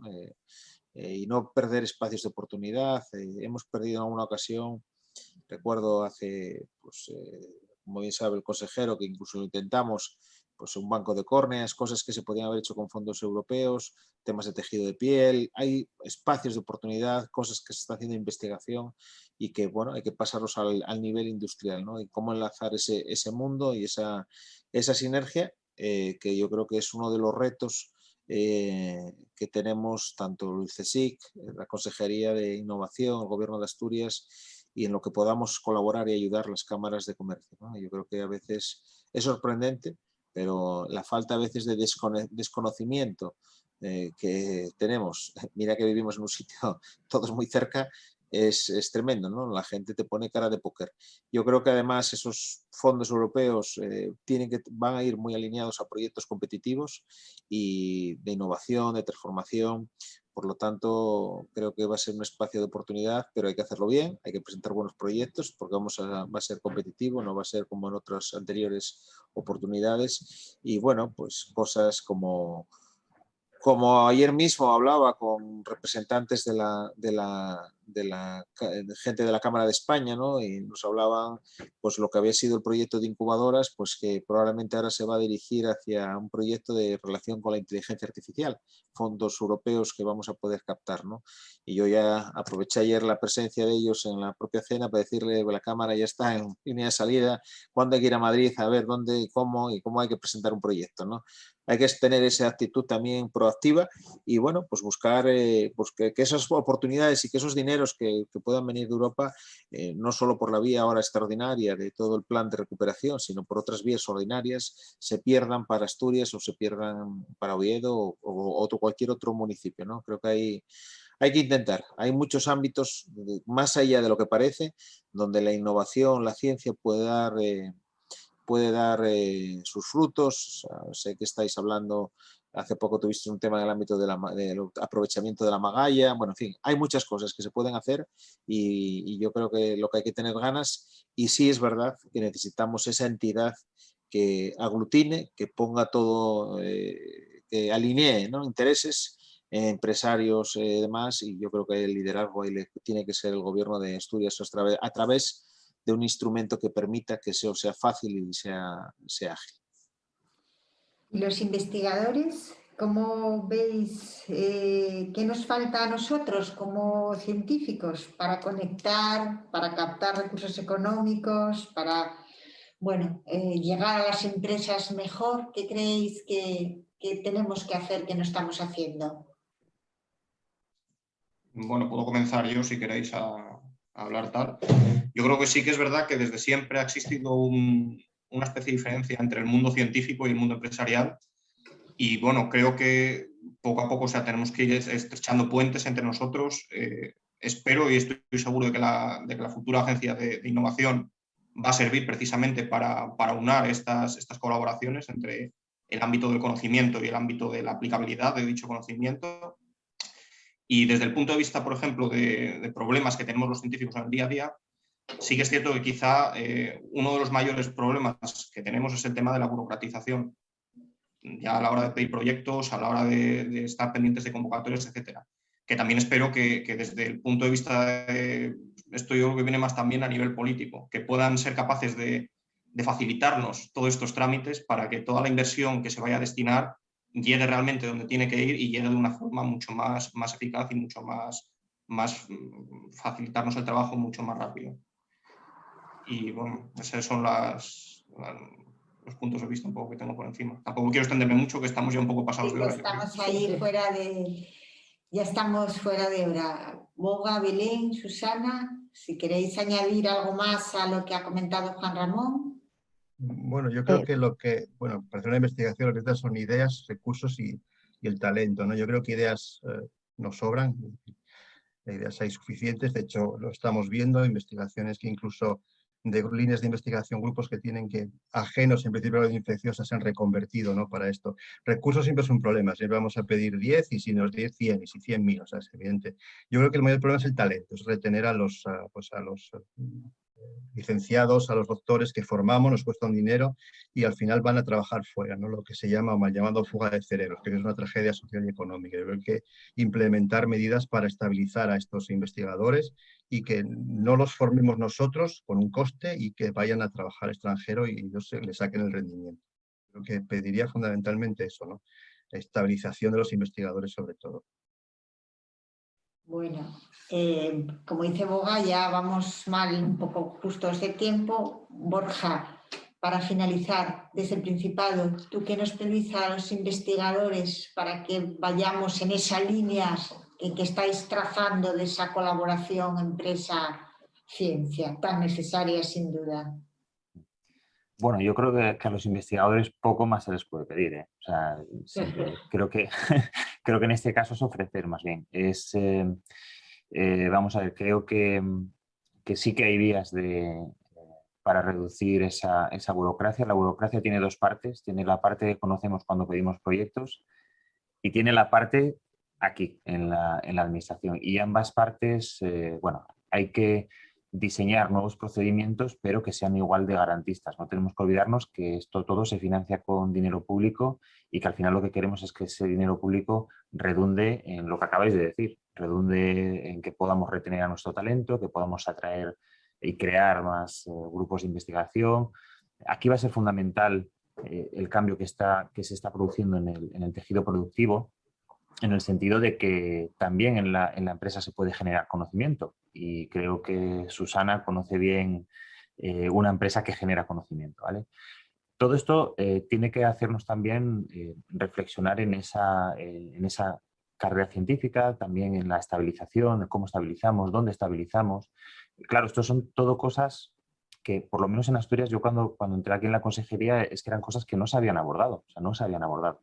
O se habían intentado abordar, pero no desde la perspectiva de venir del ecosistema. Yo creo que en este caso es importante que la gente que se ponga al mando de la gestión, el procedimiento administrativo es leerse una ley, es pasar un mes con dolores de cabeza, pero es importante conocer los problemas y hacer buenos diagnósticos, porque luego podemos encontrarnos que estamos tratando de legislar o de reformar en una dirección que no es la adecuada, que no te va a solventar el problema o que te va a crear uno mayor. Por tanto, yo a los científicos no les pediría nada más, simplemente que sigan generando ideas, que sigan generando proyectos, que yo por lo menos, el equipo que estamos aquí, lo que vamos a tratar es de dejar una unidad gestora aquí en el Principado, de dejar, y creo que ahí estamos siendo muy pedagógicos, de dejar la conciencia de que hay que ejercer política científica, venga quien venga. Soy el primero que digo que la política debería ser apartidista, o sea, perdón, la ciencia debería ser apartidista, política sí, pero apartidista, es decir, cualquier partido político tendría que venir aquí a desplegar política científica y no olvidarse de las diferentes actividades que la componen, y es lo que vamos a tratar de hacer. La agencia es un paso, habrá una ley de ciencia porque en muchos aspectos tardamos mucho tiempo, no somos eficaces, por ejemplo, en llevar adelante convenios para crear nuevos centros de I+D, ahí no somos eficaces, y no somos eficaces por una sencilla razón de choque legislativo. O sea, no es que no se quiera ser más rápido, es que cuando tienes que lidiar con ciertos problemas administrativos, o tienes una ley autonómica que te ampara, o si no, bueno, tienes serias dificultades. Pero bueno, yo creo que todos estos problemas están identificados. Por supuesto, hay que tratar de allegar más recursos, y eso es lo que dice Boga, ¿no? Siempre vamos a querer más, la ciencia siempre va a querer más. La cosa es que la sociedad vea que esos recursos sirven para algo. Eso es muy importante, es que sirvan para internacionalizar Asturias, para una nueva exposición o para talleres dirigidos a los pequeños, que se creen empresas de base tecnológica. O sea, ahí la gama es muy amplia, pero ese impacto tiene que verse. Y sobre todo dinamizar el tejido productivo. Como os digo, la carrera científico-tecnológica, y a la vista de ciertos cambios que se van a introducir en la nueva ley orgánica del sistema universitario, también va a contar esta parte de transferir conocimiento, de transferir ciencia, de difundir, de proteger ciertas investigaciones bajo la fórmula que sea, patente, modelo de utilidad, lo que sea. Y también creo que esto va a redundar en que esa ida-venida, por ejemplo, este año vamos a poner en marcha un piloto de estancias de personal de empresa en centros de I+D y en la universidad. Bueno, pues vamos a ver cómo funciona, vamos a ver cuál es la evaluación que hagamos de ese programa, pero esa ida-venida desde la academia a la industria, creo que aquí, a ver, Asturias es que tiene todos los ingredientes para que eso sea un éxito. Entonces, bueno, yo rematando diciendo que por mi parte no hay ninguna exigencia, al contrario, yo creo que aquí venimos a ofrecer, y bueno, yo lo que sí que creo que ya estoy en condiciones de prometer una vez que hemos llegado al Ecuador de la legislatura, es que seguro que vamos a dejar montado una unidad aquí, gestora, que va a ser muy difícil que, viendo los resultados que ya está dando, va a ser muy difícil que pase lo que pase dentro de 2 años, se prescinda de ella, ¿no? Entonces, bueno, yo creo que eso es una muy buena noticia para la ciencia, para Asturias y para el futuro. Bueno, pues Muchísimas gracias a todos. Nos hemos pasado media hora del tiempo establecido, pero bueno, la verdad es que era tan interesante que, bueno, podríamos la verdad es que seguir hablando mucho más. Pero bueno, pues eso, reitero las gracias a todos por vuestra participación, por vuestra disponibilidad y por vuestras contribuciones y sobre todo por el trabajo realizado durante todo este año, del cual nos sentimos todos muy orgullosos. Así que de verdad que muchísimas gracias y nos vemos pronto. Muy bien. Bueno, pues Gracias María. Un saludo a todos. Venga, un saludo. Chao. Muchísimas gracias. Gracias a todos. Hasta luego. Un saludo. Chao.